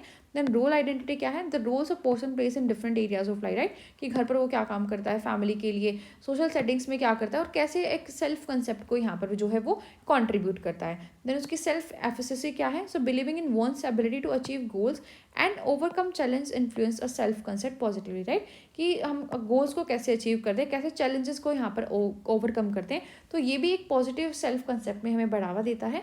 साथ ही साथ जो कॉग्निटिव और इमोशनल एस्पेक्ट्स हैं, so thoughts and feelings about one self including strengths, weaknesses and emotional responses shape up self concept, right. कि हमारी जो फीलिंग है, स्ट्रेंथ्स हैं, हमारे वीकनेसेस क्या है, उनको हम कैसे समझते हैं, हमारा इमोशनल एस्पेक्ट क्या है, वो यहाँ पर हमारे सेल्फ कंसेप्ट को बिल्ड करने में इम्पॉर्टेंट है। तो जो हमारी सामाजिक पहचान है कि जिस तरीके से व्यक्ति सामाजिक समूहों जैसे परिवार, दोस्तों या सांस्कृतिक जुड़ाव के संबंध में खुद को समझते हैं, वो यहाँ पर बेनिफिट हमें देता है कि भाई हमारी आत्म अवधारणा कैसे, कि हम लोगों के साथ कैसे काम करते हैं। साथ ही साथ हमारी जो भूमिका है उसकी पहचान, कि हमारी भूमिका क्या है हमारी लाइफ में। तो एक व्यक्ति जीवन के विभिन्न क्षेत्रों में, जैसे काम में हमारी क्या भूमिका है, परिवार में अगर हमें तो हमारी क्या भूमिका है, या जो सामाजिक सेटिंग्स में जो भूमिका निभाता है वह उनकी आत्म अवधारणा में योगदान करती है। साथ ही साथ जो आत्म प्रभावकारिता है कि लक्ष्यों को प्राप्त करने में अगर कोई चुनौती आ रही है तो उनको हम कैसे पार कर रहे हैं।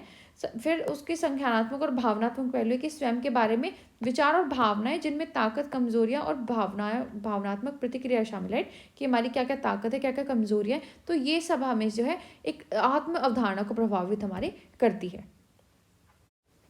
Then our next question is, why is motivation important in learning? So motivation plays a crucial role in learning as it influences the extent to which individuals engage in and persist in educational activities, right। कि जो motivation है वो important है कि भाई किस extent तक जो है बच्चे यहाँ पर किस मोटिवेशन के साथ किसी चीज़ में एंगेज हो रहे हैं अपनी लर्निंग प्रोसेस में। So it initiates learning behaviour. Motivation serves as a driving force that initiates learning behaviour. It prompts individual to start and actively participate in the learning process, right. कि एक जो है motivation driving force की तरह यहाँ पर act करता है कि कैसे किसी चीज़ को इनिशिएट करने का बिहेवियर जो है बच्चे के अंदर आता है, कि इसी चीज़ में जो है बच्चे को एक्टिवली पार्टिसिपेशन यहाँ पर करना चाहिए। Then sustains efforts and persistence. So motivated learners are more likely to sustain efforts and persistent in the face of challenges, right. कि अगर कोई यहाँ पर चैलेंज भी आ रहा है तो वो ज़्यादा यहाँ पर सस्टेन करेंगे, ज़्यादा एफर्ट यहाँ पर लगाएंगे, जो बच्चे यहाँ पर ज़्यादा मोटिवेटेड होंगे। When faced with obstacles, motivation help individuals persevere and overcome difficulties rather than giving up, right। कि वो गिव अप नहीं करेंगे, अगर उनके अंदर मोटिवेशन है तो वो उसको कैसे ओवरकम करेंगे, ये यहाँ पर उसके तरीके ढूंढते हैं। Enhances focus and attention. Focus और अटेंशन बढ़ाते हैं। Motivation directs attention toward the learning task at hand. It helps individuals filter out distractions and maintain a higher level of focus, leading to better understanding and retention of information. तो सीखने में प्रेरणा क्यों महत्वपूर्ण है, ये हमें बताना है। तो प्रेरणा सीखने में एक महत्वपूर्ण भूमिका निभाती है, क्योंकि यह इस बात से को प्रभावित करती है कि व्यक्ति शैक्षिक गतिविधि में किस हद तक यहाँ पर संलग्न रहता है और उसमें लगा हुआ है। तो जो सीखने का व्यवहार है वो जो है प्रेरणा यहाँ पर आरंभ करती है। प्रेरणा उस प्रेरक शक्ति के रूप में कार्य करती है जो सीखने के व्यवहार का आरंभ करती है, और यह व्यक्तियों के सीखने की प्रक्रिया शुरू करने और सक्रिय रूप से भाग लेने के लिए उनको प्रेरित करती है। देन जो प्रयास है और दृढ़ता है, प्रेरणा उसको बनाए रखती है। तो प्रेरित शिक्षार्थियों में प्रयासों को जारी रखने और चुनौतियों का सामना करने की अधिक संभावना होती है। जब बाधाओं का सामना करना पड़ता है तो प्रेरणा व्यक्तियों को हार मानने की बजाय दृढ़ रहने और कठिनाइयों पर काबू पाने में मदद करती है। साथ ही साथ इससे फोकस और ध्यान बच्चों का बढ़ता है। तो प्रेरणा हाथ में सीखने के कार्य की ओर ध्यान आकर्षित करती है। ये व्यक्तियों को विकर्षणों से दूर करने और उच्च स्तर पर फोकस बनाने में मदद करती है, राइट। कि हम जो कोई भी विकर्षण आ रहा है उनको दूर रहे और एक फोकस हमारा रहे अपना एम पे, जिससे जानकारी को बेहतर ढंग से समझने और बनाए रखने में भी हमें यहाँ पर मदद मिलती है। Then facilitates goal setting. Motivation is closely linked to goal setting. Individuals with clear, meaningful goals are more likely to be motivated to learn as they understand the purpose and relevance of their efforts, right। कि अगर हमारा कोई goal set है तो motivation की जो भूमिका है वो और भी ज़्यादा यहाँ पर अहम हो जाती है, कि हमें प्रॉपर पता है कि भाई हमारा पर्पस क्या है, हमारा रेलेवेंस क्या है इन एफर्ट्स को लगाने का। Then improve information processing. Motivation positively influences cognitive processes such as memory and information processing. Motivated learners are more likely to actively engage with new information, connect it to existing knowledge and integrate it into understanding, right। कि जो processing है किसी information को process करना, वो motivation में यहाँ पर बढ़ जाता है, क्योंकि वो ज़्यादा एंगेज होते हैं किसी इन्फॉर्मेशन को यहाँ पर कलेक्ट करने में और कनेक्ट होने में जो उनकी नॉलेज उनके पास है। Then promotes positive learning experiences. Motivated learners often experiences a great sense of satisfaction and enjoyment in the learning process, and this positive experience contribute to a cycle of continued motivation and engagement, right। कि जो motivated learner होते हैं वो थोड़ा ज़्यादा enjoyment के साथ learning process में जो है भाग लेते हैं, जिससे जो उनका मोटिवेशन है और जो एंगेजमेंट है उनकी अपनी लर्निंग प्रोसेस में वो कंटिन्यू रहती है। तो लक्ष्य निर्धारण को भी जो मोटिवेशन हमारे जो प्रेरणा है सुगम बनाती है। तो प्रेरणा का लक्ष्य निर्धारण से गहरा संबंध है। स्पष्ट सार्थक लक्ष्यों वाले व्यक्तियों को सीखने के लिए प्रेरित होने की संभावना यहाँ पर अधिक होती है, क्योंकि वे प्रयासों के उद्देश्य क्या है, उनकी प्रासंगिकता है, उसको समझ जाते हैं। देन जो सूचना प्रसंस्करण है उसमें सुधार होता है। तो प्रेरणा, स्मृति और सूचना प्रसंस्करण जैसे संज्ञानात्मक प्रक्रियाओं पर सकारात्मक प्रभाव डालती है। प्रेरित शिक्षार्थी नई जानकारी के साथ सक्रिय रूप से जुड़ने, इसे मौजूदा ज्ञान को जोड़ने और अपनी समझ एकीकृत करने में यहाँ पर अधिक संभावनाएं रखते हैं। देन सकारात्मक सीखने के अनुभवों को ये बढ़ाती है। तो प्रेरित शिक्षार्थी अक्सर सीखने की प्रक्रिया में संतुष्टि और आनंद की अधिक भावना को अनुभव करते हैं। यह सकारात्मक अनुभव निरंतर प्रेरणा और जुड़ाव के चक्र में यहाँ पर योगदान देता है। Then our next question is, what are the symptoms of mental disorder, right? So mental disorders can manifest in a variety of ways, and symptoms can vary widely depending on the specific disorder. So it's important to note that experiencing some of these symptoms does not necessarily mean someone has mental disorder, as mental health conditions are diagnosed based on the persistence and severity of symptoms. So it is crucial to consult with a mental health professionals for an accurate diagnosis, right? कि जो यहाँ पर symptom है वो very हो सकते हैं, depend करता है कि भाई किस टाइप का यहाँ पर बच्चे को डिसऑर्डर है। और ऐसा नहीं है कि भाई अगर ये कंडीशन हमें दिख रही है तो हम उसको मेंटली डिसेबल्ड यहाँ पर डिक्लेयर कर सकते हैं, तो ऐसा भी नहीं है। हमें उससे पहले है प्रोफेशनल हेल्थ केयर से यहाँ पर उसको डायग्नोज कराना है। So changes in mood, persistent sadness और फीलिंग ऑफ एम्प्टीनेस, राइट? कि अगर जो है बच्चे के अंदर डिप्रेशन वाली फीलिंग आपको दिख रही है, या period of intense excessive and uncontrolled excitement, right? कि अब उनकी जो एक्साइटमेंट है, इमोशन है, बेसिकली उसके ऊपर उसका कंट्रोल नहीं है, तो ये उसके सिम्टम हो सकते हैं। एंजाइटी या एक्सेसिव वरी उसको हो सकती है। इंटेंस एक्सेसिव और इरेशनल वरीज और फियर्स अगर किसी बच्चे को है तो भी एक यहाँ पर सिम्टम हो सकता है मेंटल डिसऑर्डर का। तो मानसिक विकारों के लक्षण क्या है? मानसिक विकार विभिन्न तरीकों से प्रकट हो सकते हैं और विशिष्ट विकार के आधार पर लक्षण व्यापक रूप से भिन्न हो सकते हैं। तो यह ध्यान रखना महत्वपूर्ण है कि इनमें से कुछ लक्षणों का अनुभव करने का मतलब यह नहीं है किसी को मानसिक विकार है, क्योंकि मानसिक स्वास्थ्य स्थितियों का निदान लक्ष्यों की दृढ़ता और गंभीरता के आधार पर किया जाता है। और अगर सटीक निदान हमें उसका करना है तो उसके लिए हमें मानसिक स्वास्थ्य पेशेवर से परामर्श करना यहाँ पर महत्वपूर्ण है, राइट? तो क्या क्या लक्षण हो सकते हैं कि उसके मूड में हमें बहुत ज़्यादा बदलाव यहाँ पर देखने को मिल सकता है, कि लगातार उदासी या खालीपन की भावना देखने को मिलेगी, या तीव्र अत्यधिक या अनियंत्रित उत्तेजना की अवधि जो है उस बच्चे में देखने को मिलेगी। साथ ही साथ चिंता और अत्यधिक चिंता बच्चा करता मिलेगा। तीव्र अत्यधिक या अतार्किक चिंता या भय अगर किसी को है तो ये भी उसका एक लक्षण हो सकता है।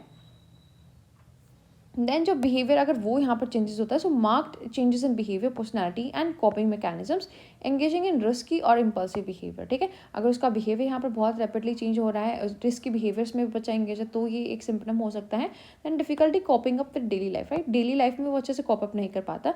Inability to cope with the demands of daily life और fulfil responsibilities at school, home and work, right? कि घर पर या स्कूल में जो उसकी डेली लाइफ है उनमें जो डिमांड्स है उनको वो पूरा नहीं कर पा रहा है। Then thought disturbances, intrusive thoughts, hallucinations और delusions। अगर थॉट का डिस्टर्बेंस है तो एक सिम्टम हो सकता है। अगर सोशल फंक्शनिंग में उसको चैलेंज आ रहा है, difficulty forming in maintaining relationships and social withdrawal और अवॉइडेंस, अगर सोशली वो अवॉइड करता है चीज़ों को तो भी एक सिम्टम हो सकता है। Then intense and unexplained fear, so phobias और intense fears of specific object और सिचुएशन है, किसी सिचुएशन या किसी स्पेसिफिक ऑब्जेक्ट को लेकर अगर उसको कोई इंटेंस फियर यहाँ पर है। अगर उसके व्यवहार में परिवर्तन है तो भी यहाँ पर हम उसको बोल सकते हैं कि एक यहाँ पर कारण हो सकता है, ठीक है? कि तनाव, व्यक्तित्व या मुकाबला तंत्र में उल्लेखनीय परिवर्तन हो, या जोखिम से भरे और आवेगपूर्ण जहाँ पर व्यवहार में अगर बच्चा संलग्न हो तो भी हम ऐसा बोल सकते हैं। साथ ही साथ दैनिक जीवन से निपटने में कठिनाई, कि दैनिक जीवन से जो उसके टास्क है उनको वो पूरा नहीं कर पाता है। दैनिक जीवन की जो मांगे हैं उनका सामना करने का, या काम, स्कूल या घर की जो जिम्मेदारी है अगर उनको वो पूरा नहीं कर पाता है, ठीक है? साथ ही साथ अगर उसके विचारों में अशांति है, दखल देने वाले विचार, मति भ्रम या भ्रम जैसे अगर उसको मनोवैज्ञानिक लक्षण है तो ये भी इसके सिम्टम हो सकते हैं। साथ ही साथ सामाजिक कार्यप्रणाली में अगर परिवर्तन है, कि रिश्ते वो अच्छे से नहीं बना के रख सकता, या सामाजिक बहिष्कार या उसको परिहार वो करता है, अवॉइड करता है, तो भी हो सकता है। देन अगर तीव्र या अस्पष्ट भय वो किसी चीज़ को दिखाता है, फोबिया या किसी विशिष्ट वस्तु या स्थिति का अगर तीव्र भय वो शो करता है, तो ये भी एक उसका लक्षण यहाँ पर हो सकता है। Then our next question is what do you understand by dimensions of mental disorder, right, कि मेंटल डिसऑर्डर के डायमेंशन से हम क्या समझते हैं. So the dimensions of mental disorder refer to various aspects और categories that are used to understand and classify mental health condition. So these dimensions help clinicians and researchers describe, assess and categorize the diverse need of mental disorders based on different facets of an individual's experiences, right, कि जो mental dimension है ये बताते हैं कि भाई किस तरह हम जो मेंटल डिसऑर्डर उनको कैटेगराइज कर सकते हैं ताकि जो क्लिनिशियंस है या रिसर्चर्स है वो उसको अच्छे से डिस्क्राइब कर सके, एसेस कर सके. सो कैटेगोरियल डायमेंशन यहाँ पर होता है. In this approach mental disorders are classified into distinct categories और क्लासेस.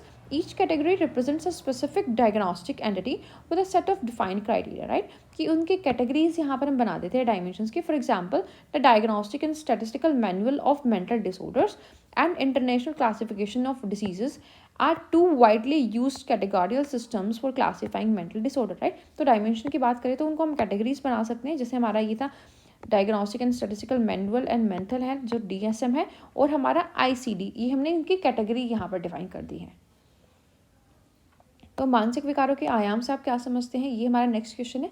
मानसिक विकारों के आयाम विभिन्न पहलुओं या श्रेणियों को संदर्भित करते हैं जिनका उपयोग मानसिक स्वास्थ्य स्थितियों को समझने और वर्गीकृत करने के लिए किया जा सकता है.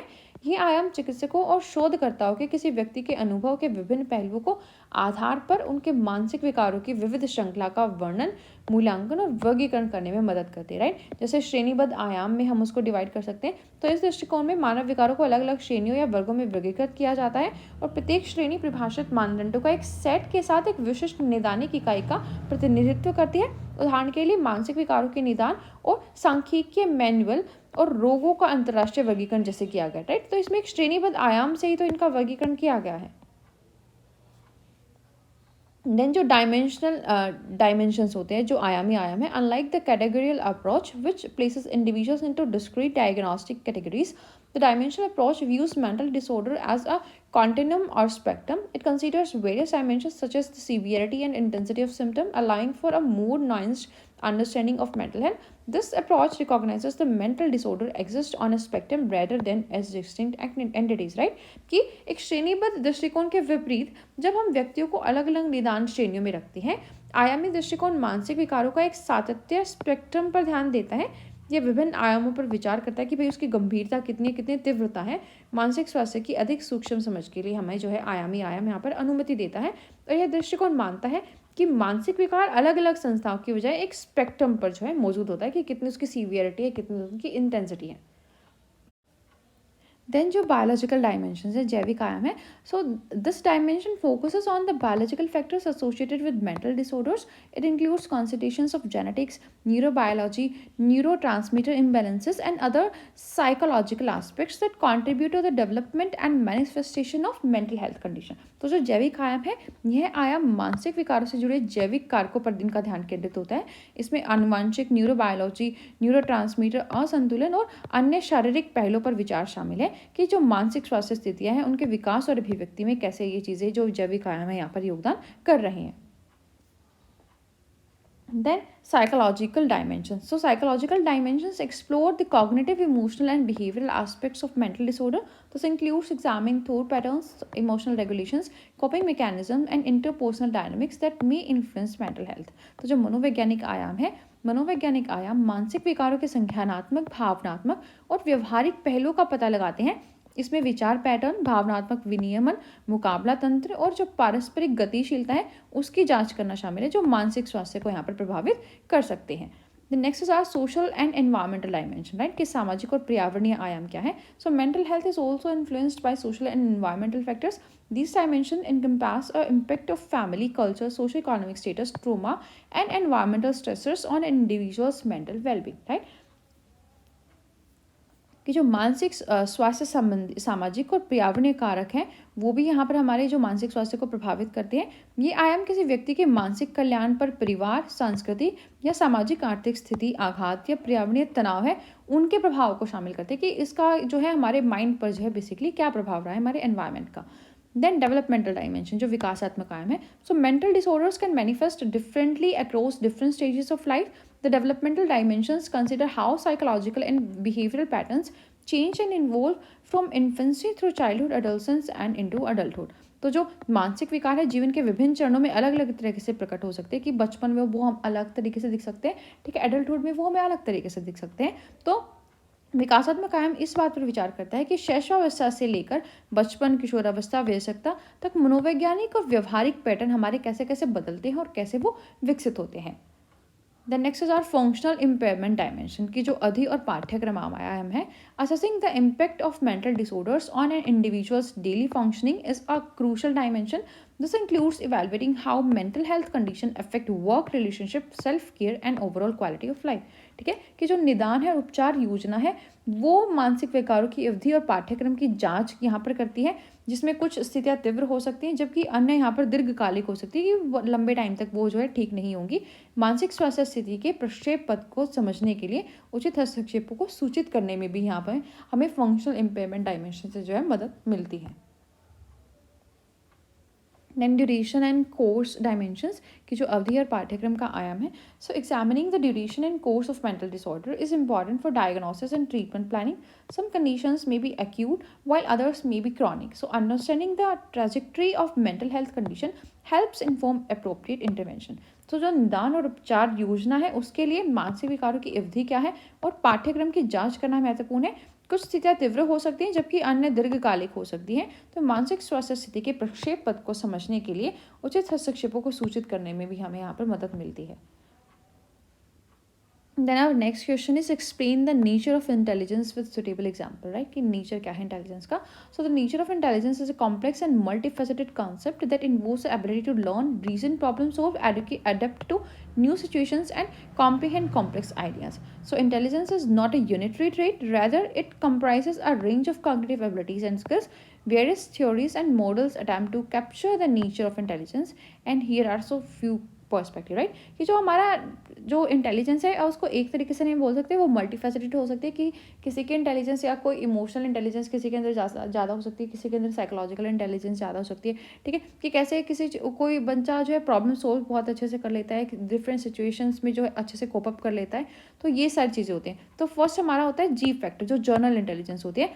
So proposed by psychologist Charles Spearman, the G factor suggests that there is a single underlying general intelligence that influence performance across different cognitive tasks, right? कि एक underline है हमारी जनरल इंटेलिजेंस की, जो हमारे जो कॉग्निटिव टास्क है उनकी परफॉर्मेंस को यहाँ पर इन्फ्लुएंस करती है। This general intelligence is thought to contribute to personal intellectual ability. For example, if an individual perform well on task requiring mathematical reasoning, they are likely to perform well on task requiring verbal reasoning as well, right? कि एक चीज़ से एक दूसरे से चीज़ें यहाँ पर जुड़ी हुई थी, कि अगर एक बच्चा मैथ्स में यहाँ पर अच्छा कर रहा है तो भाई वहाँ पर चांसेस है कि उसकी रीजनिंग है वो भी यहाँ पर ठीक ठाक मिलेगी। तो बुद्धि की प्रकृति को उपयुक्त उदाहरणों के सहित हमें समझाना है। तो बुद्धि की प्रकृति एक जटिल और बहुआयामी अवधारणा है, जिसे सीखने, तर्क करने, समस्या समाधान, नई परिस्थितियों के अनुकूल होने और जटिल विचारों को समझने में हमें जहाँ पर क्षमता शामिल है। बुद्धिमत्ता कोई एकात्मक गुण नहीं है, बल्कि इससे संज्ञानात्मक क्षमता और कौशलों की एक श्रृंखला शामिल है। विभिन्न सिद्धांत और मॉडल बुद्धि की प्रकृति को पकड़ने का प्रयास करते हैं। जो जी फैक्टर जैसे हमारा हो गया, कि जो मनोवैज्ञानिक चार्ल्स स्पीयरमैन द्वारा प्रस्तावित किया गया जी कारक बताता है कि एक एकल अंतर्निहित सामान्य बुद्धि है जो विभिन्न संज्ञानात्मक कार्यों में प्रदर्शन को प्रभावित करती है, और ऐसा माना जाता है कि यह बुद्धि किसी व्यक्ति के समग्र बौद्धिक क्षमता में योगदान करती है। उदाहरण के लिए, यदि कोई व्यक्ति एक गणितीय तर्क की आवश्यकता वाले कार्यों में अच्छा प्रदर्शन कर रहा है तो हम बता सकते हैं कि भाई वो जो मौखिक तर्क की आवश्यकता वाले कार्य है वहाँ पर भी जो है अच्छा वो प्रदर्शन करेगा। Then multiple intelligence. So Howard Gardner proposed the theory of multiple intelligence, suggesting that intelligence is not a singular entity but a collection of distinct intelligence, each associated with different abilities. Gardner initially identified 7 intelligence, including linguistic, logical, mathematical, spatial, musical, bodily, kinesthetic, interpersonal and intrapersonal intelligence. For example, a person strong in spatial intelligence may excel in activities such as navigating and visual art, right? कि अगर किसी की spatial intelligence यहाँ पर बहुत ज़्यादा है तो वो नेविगेशन करने में, विजुअल आर्ट में जो है बच्चा यहाँ पर बहुत जो है एक्सेल कर सकता है। तो जो कई बुद्धिमत्ताएं होती हैं कि हम बुद्धिमत्ता को एक तरीके से यहाँ पर डिफाइन नहीं कर सकते। तो हावर्ड गार्डनर ने मल्टीपल इंटेलिजेंस के सिद्धांत को प्रस्ताव दिया, जिसमें सुझाव दिया गया कि बुद्धिमत्ता एक एकल इकाई नहीं है, बल्कि अलग अलग बुद्धिमत्ता का एक संग्रह है प्रत्येक अलग अलग क्षमता से जुड़ा हुआ है। तो गार्डनर ने शुरू में 7 बुद्धिमत्ताओं की पहचान बताई, जिसमें भाषाई, तार्किक, गणितीय, स्थानिक, संगीत में, शारीरिक, गतिज, परस्पर और अंतर्व्यक्तित्व बुद्धिमत्ता यहाँ पर शामिल है। उदाहरण के लिए स्थानिक बुद्धि में जो मजबूत व्यक्ति है वो चीज़ों को नेविगेट करने में या दृश्य कला में यहाँ पर उत्कृष्टता यहाँ पर प्राप्त कर सकता है। Then triarchic theory of intelligence. So, developed by Robert Sternberg, the triarchic theory suggests that intelligence consists of 3 components: analytical reasoning, practical reasoning, and creative intelligence. Sorry, analytical intelligence, practical intelligence, and creative intelligence. So, for instance, an individual with high practical intelligence may excel in real world problem solving and decision making, right? कि भाई अगर किसी की practical intelligence ज़्यादा है कि चीज़ों को प्रैक्टिकली वो बहुत अच्छे से कर रहा है, तो वो रियल वर्ल्ड की प्रॉब्लम को यहाँ पर ज़्यादा सोल्व कर सकता है, राइट? किसी के अंदर क्रिएटिव इंटेलिजेंस है तो वो नई नई चीज़ों को यहाँ पर क्रिएट कर सकता है। तो जो बुद्धि है वो एक त्रिआर्किक सिद्धांत के रूप में भी दिखाया गया। तो रॉबर्ट स्टर्नबर्ग द्वारा विकसित त्रिआर्किक सिद्धांत बताता है कि बुद्धि के 3 घटक होते हैं: विश्लेषणात्मक बुद्धि, व्यवहारिक बुद्धि और रचनात्मक बुद्धि। तो उदाहरण के लिए उच्च व्यवहारिक बुद्धि वाला व्यक्ति वास्तविक दुनिया की समस्या समाधान के निर्णय लेने में यहाँ पर उत्कृष्टता प्राप्त कर सकता है, क्योंकि उसका कौशल जो वो बहुत कुशल होता है यहाँ पर अपनी व्यवहारिक बुद्धि में। Then emotional intelligence. Emotional intelligence is proposed by psychologists Peter Salovey and John Mayer and popularized by Daniel Goleman. Refers to the ability to recognize, understand, manage and use one's own emotion as well as to understand and influence the emotions of other, right? कि हम कैसे अपने emotions को यहाँ पर use कर express करें, दूसरों के इमोशंस को कैसे समझ रहे हैं, वो इंटेलिजेंस हमारे अंदर कितनी है। And emotional intelligent person, for example, may excel in navigating social relationships and manage interpersonal conflicts every day, right? तो अगर हम कोई पर्सन यहाँ पर इमोशनली इंटेलिजेंट है तो वो जो सोशल रिलेशनशिप्स है वो हमें ज़्यादा देखने को मिलेगी, क्योंकि वो दूसरे की चीज़ों को अच्छे से समझ सकता है और अच्छे से बता सकता है, या उसकी जो रिलेशनशिप में कोई कॉन्फ्लिक्ट है वो उनको ईजिली यहाँ पर नेविगेट कर सकता है। तो जो भावनात्मक बुद्धि है, जैसा कि मनोवैज्ञानिक पीटर स्लोवी और जॉन मेयर द्वारा प्रस्तावित और डेनियल गॉलमेन द्वारा लोकप्रिय किया गया है, किसी की अपनी भावनाओं को पहचानने, समझने, प्रबंधित करने और उसको उपयोग करने के साथ साथ जो दूसरों की भावनाएं उनको समझने और प्रभावित करने की क्षमता को यहाँ पर संदर्भित करता है। उदाहरण के लिए एक भावनात्मक रूप से बुद्धिमान व्यक्ति सामाजिक रिश्ते को संभालने और पारस्परिक संघर्षों को प्रभावी ढंग से प्रबंधित करने में यहाँ पर उत्कृष्टता यहाँ पर जो प्राप्त कर सकता है, क्योंकि वो दूसरों के विचारों को यहाँ पर इजीली समझ पाता है। Then fluid and crystallized intelligence. So psychologist Raymond Cattell distinguished between fluid intelligence and crystallized intelligence. Fluid intelligence involves the ability to reason, solve novel problems and adapt to new situation, right? तो categorized intelligence हमारी क्या आती है? On the other hand involves knowledge and skills acquired through experience and education, right? कि जो हमारे fluid या character crystallise intelligence है उसमें डिफ्रेंशिएट किया। An example of fluid intelligence might be figuring out a new puzzle, while crystallise intelligence में involve recalling historical facts और culture norm, right? कि कैसे जो फ्लूइड या क्रिस्टलाइज इंटेलिजेंस हमारी डिफरेंट होती है, कि कैसे हम किसी नोबल प्रॉब्लम को सोल्व करते हैं या नई सिचुएशन में अडेप्ट होते हैं, वो कैसे यहाँ पर डिफरेंट है किसी अपने एजुकेशनल एक्सपीरियंस से, राइट? कि जो हमने नॉलेज अपने एजुकेशन से अपने एक्सपीरियंस से गेन की है। तो द्रव्य और क्रिस्टलीकृत बुद्धि है। तो मनोवैज्ञानिक रेमंड कैटल ने तरल बुद्धि और क्रिस्टलीकृत बुद्धि के बीच में अंतर किया। तरल बुद्धि में तर्क करने और नवीन समस्याओं को हल करने और जो नई परिस्थिति है उनमें अनुकूलन ढलने की क्षमता शामिल होती है। दूसरी ओर जो क्रिस्टलीकृत बुद्धि है उसमें अनुभव और शिक्षा के माध्यम से प्राप्त किया गया ज्ञान और कौशल शामिल होता है, राइट? तो ये दोनों चीज़ें यहाँ पर डिफरेंट है। तरल बुद्धि का एक उदाहरण नई पहेली का पता लगाना हो सकता है, जबकि क्रिस्टलीकृत बुद्धि में जो ऐतिहासिक तथ्य या सांस्कृतिक मानदंड है उनको हम याद कर सकते हैं, वो चीज़ें यहाँ पर शामिल हो सकती हैं। देन कल्चरल इंटेलिजेंस हो सकती है, सांस्कृतिक बुद्धिमत्ता हो सकती है। So cultural intelligence refers to the ability to interact effectively with people from different cultural backgrounds. It involves understanding and adapting to diverse cultural norms, values, and communication styles. So, someone with high cultural intelligence may excel in cross-cultural collaborations and negotiation. तो जो सांस्कृतिक बुद्धिमत्ता है उसका तात्पर्य विभिन्न सांस्कृतिक पृष्ठभूमि के लोगों के साथ प्रभावी ढंग से बातचीत करना है, राइट? कि किसी दूसरे सांस्कृतिक जो है समाज का कोई व्यक्ति है तो उसके साथ हम कैसे अच्छे तरीके से बातचीत कर सकते हैं। इसमें विविध सांस्कृतिक मानदंडों, मूल्यों और संचार शैलियों को समझना और अपनाना शामिल है कि कैसे हम उनकी संचार शैली को समझते हैं, कैसे अपनाते हैं। और उच्च सांस्कृतिक बुद्धि वाला कोई व्यक्ति अंतर सांस्कृतिक सहयोग में वार्ता में उत्कृष्ट यहाँ पर प्राप्त कर सकता है।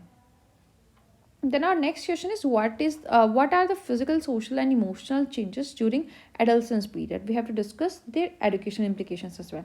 So adolescence is a transitional period between childhood and adulthood, typically occurring from ages 10 to 19. This phase is characterized by significant physical, social, and emotional changes. So understanding these changes is crucial for educators as it helps inform teaching strategies, create supportive learning environment, and addressing to unique needs of adolescent, right? कि जो adolescent जो हमारी होती है वो period क्या होता है हमारा, जो वो बेसिकली 10 to 19 ईयर्स के बीच में आता है, जब हम अपना चाइल्डहुड से अडल्टहुड में यहाँ पर ट्रांसमिट करते हैं। तो उसमें फिजिकल चेंजेस होते हैं, हमारी प्यूबरिटी आती है। So adolescence mark the onset of puberty during which individual experience rapid physical changes such as growth spurts and the development of secondary sexual characteristics and hormonal fluctuations. So educators should be sensitive to the diverse timing of puberty among students and provide a safe and inclusive environment, right? तो यहाँ पे अगर educational implication की इसकी बात करें तो भाई बच्चों में प्यूबर्टी आते हैं, उनमें फिजिकल चेंजेस आते हैं, तो जो टीचर्स हैं उनको इसके प्रति भी यहाँ पर अवेयर होना चाहिए। तो किशोरावस्था के दौरान शारीरिक, सामाजिक और भावनात्मक परिवर्तन क्या होते हैं और उनके शैक्षिक कार्यान्वयन क्या, उस पर हमें चर्चा करनी है।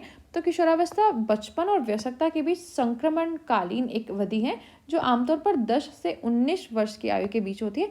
इस चरण में महत्वपूर्ण शारीरिक, सामाजिक और भावनात्मक परिवर्तन होते हैं और इन परिवर्तनों को समझना शिक्षकों के लिए महत्वपूर्ण है क्योंकि यह शिक्षण रणनीतियों को सूचित करने में सहायक शिक्षक वातावरण बनाने और किशोरों की जो विशिष्ट आवश्यकता है उनको संबोधित करने में मदद करता है, राइट। तो जो शारीरिक बदलाव है, हमारा यौवन आ जाता है हमारी किशोरावस्था में। तो किशोरावस्था यौवन की शुरुआत का प्रतीक है जिसके दौरान व्यक्तियों में तेजी से शारीरिक परिवर्तन जैसे विकास में तेजी, माध्यमिक यौन विकास, विशेषताओं का विकास, हार्मोनल उतार चढ़ाव का अनुभव होता है। तो शिक्षकों छात्रों के बीच युवावस्था के विविध समय के प्रति संवेदनशील होना चाहिए और एक सुरक्षित और समावेशी वातावरण जो है बच्चों को स्कूल में यहाँ पर प्रोवाइड करना चाहिए। देन जो उनके ब्रेन की डेवलपमेंट होती है, तो adult brain undergoes significant changes particularly in the prefrontal cortex responsible for decision making, impulse control and emotional regulation, right. तो उनके जो ब्रेन के डेवलप होती है कि कैसे डिसीजन बनाने, उनको इम्पल्स कंट्रोल या इमोशनल रेगुलेशन उनके अंदर आ जाती है। Understanding the ongoing brain development help educators appreciate the variability in cognitive abilities and decision making in among adolescent, right. तो अगर हम इस चीज़ को समझ लेंगे तो उनकी जो वेरिएबिलिटी है, जो डिफरेंसेज हैं यहाँ पर बच्चों के, उनकी कॉग्निटिव एबिलिटीज़ में, डिसीजन मेकिंग में, तो वो हम यहाँ पर जो एजुकेटर्स हैं अच्छे से समझ पाएंगे। देन जो उनके एनर्जी लेवल्स हैं, fluctuations in energy levels, sleep patterns, and attention spans are common during adolescence. So schools can consider flexible schedules, recognize the importance of sleep, and provide opportunities for physical activities to support overall well-being, right? तो जो उनकी fluctuations यहाँ पर adolescence में हो रही है उनके एनर्जी लेवल्स में, उसको हमें समझना चाहिए, उसके अकॉर्डिंग हमें एक फ्लेक्सिबल स्केड्यूल रखना चाहिए ताकि जो उनके स्लीप साइकिल है वो भी यहाँ पर कंप्लीट हो सके और उनको जो है फिजिकल एक्टिविटीज़ की भी अपॉर्चुनिटीज़ हमें देनी चाहिए ताकि ओवरऑल वेलबींग उनकी हो सके। तो मस्तिष्क का विकास होता है। किशोरों में मस्तिष्क के महत्वपूर्ण परिवर्तन होते हैं, विशेष रूप से निर्णय लेने, आवेग नियंत्रण और भावनात्मक विनियमन के लिए जिम्मेदार फ्री फ्रंट कॉर्टेक्स में, ठीक है। तो चल रहे मस्तिष्क के विकास को समझने से शिक्षकों को किशोरों के बीच संज्ञानात्मक क्षमताओं और निर्णय लेने में परिवर्तनशीलता की सराहना में यहाँ पर मदद मिलती है कि भाई उनके कैसे कैसे जो है बच्चे के मस्तिष्क यहाँ पर चेंज हो रहा है, इनकी थिंकिंग यहाँ पर डिफरेंट हो सकती है, कैसे ये नियंत्रण लेने में थोड़े ज़्यादा सक्षम हो जाते हैं। साथ ही साथ जो उनका ऊर्जा स्तर है उसको समझना चाहिए। किशोरावस्था के दौरान ऊर्जा स्तर, नींद का पैटर्न और ध्यान देने की अवधि में उतार चढ़ाव एक आम बात है और इसके लिए जो स्केड्यूल है हमारे वो लचीले होने चाहिए ताकि जो नींद के महत्व को हम पहचानें और समग्र कल्याण में सहायता के लिए शारीरिक गतिविधि के अवसर भी जो है हमें बच्चों को यहाँ पर प्रोवाइड करने चाहिए। दैन सोशल चैलेंजेस आते हैं, उनमें आइडेंटिटी फॉर्मेशन होती है। Adolescents are actively exploring and forming their identity. School can foster identity development by offering diverse extracurricular activities, encouraging self-expression and providing positive role models. Then जो peer relationship है, so peer relationship becomes more significant during adolescence. Schools can create a positive peer culture, teach conflict resolution skills and provide guidance on healthy relationship, right? कि relationship कैसे maintain करने उसके बारे में हम उनको बता सकते हैं। Then social comparison. So adolescents may engage in social comparison, evaluating themselves in relation to their peers. So educators can promote a growth mindset, emphasizing individual progress and effort rather than fixed abilities, right? कि जो हमने social comparison की भावना आ सकती है तो educators को यहाँ पर उनका जो माइंडसेट है ग्रोथ माइंडसेट में कन्वर्ट करना है कि कैसे जो वो खुद की प्रोग्रेस है उसमें ज़्यादा एम्फोसाइज वो कर सकते हैं। Then autonomy and independence. So adolescents seek increased autonomy and independence. Educational settings can offer opportunities for decision making, goal setting and responsibility to nurture a sense of agency, right? तो यहाँ पर जो teachers है वो उनकी decision making की opportunities दे सकते हैं, उनको कोई गोल सेटिंग्स की अपॉर्चुनिटीज यहाँ पर प्रोवाइड कर सकते हैं, ताकि एक रिस्पॉन्सिबिलिटी आए उनमें, नर्चर की, एक सेंस ऑफ एजेंसी की। जो सामाजिक परिवर्तन है तो वो बच्चों में यहाँ पर आते हैं कि उनकी जो पहचान निर्माण यहाँ पर होती है, उनके जो सहकर्मी संबंध है उनको कैसे वो बढ़ा सकते हैं, कैसे उनमें जो कॉन्फ्लिक्ट है उसको कम कर सकते हैं, उसके बारे में हम उनको बताना है। जो सामाजिक तुलना है जो बच्चे एक दूसरे से करने लग जाते हैं, तो उसको बजाय हम उनको व्यक्तिगत प्रगति के प्रयास पर हम कैसे उनके जोर दे सकते हैं कि वो अपनी प्रगति पर ध्यान दे, तो वो हमें उसको बताना है।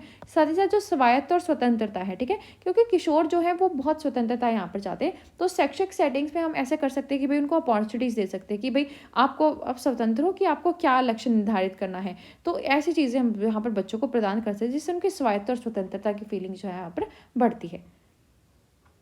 देन इमोशनल चेंजेस आते हैं, उनके मूड स्विंग्स होते हैं हार्मोनल फ्लक्चुएशंस की वजह से। आइडेंटिटी क्राइसिस उनको आता है कि उनको वो क्या है, कहाँ पर फिट हो रहे हैं, क्या उनको फ्यूचर में बनना है। रिस्क टेकिंग बिहेवियर उनका बढ़ जाता है, और जो उनका एम्फेसाइज है वो रिलेशनशिप पे रहता है कि कैसे जो है क्लॉज रिलेशनशिप उनकी प्रायोरिटी हो जाती है। तो एडुकेटर्स को भी यहाँ पर जो एक उनके टीम वर्क को प्रमोट करने के लिए उनके रिलेशनशिप पर यहाँ पर ध्यान देना चाहिए। तो भावनात्मक परिवर्तन उनके आते हैं, मूड में बदलाव होता है, उनकी पहचान का संकट आता है कि ठीक है, क्योंकि पहचान अपनी बनाना चाहते हैं इस टाइम पे। जोखिम लेने वाला व्यवहार उनके हो जाता है क्योंकि एनर्जी बहुत हाई होती है, तो वो जोखिम लेने वाले व्यवहार यहाँ पर कुछ करते हैं। तो उनके लिए यहाँ पर जो टीचर है उनको संबोधित करना चाहिए।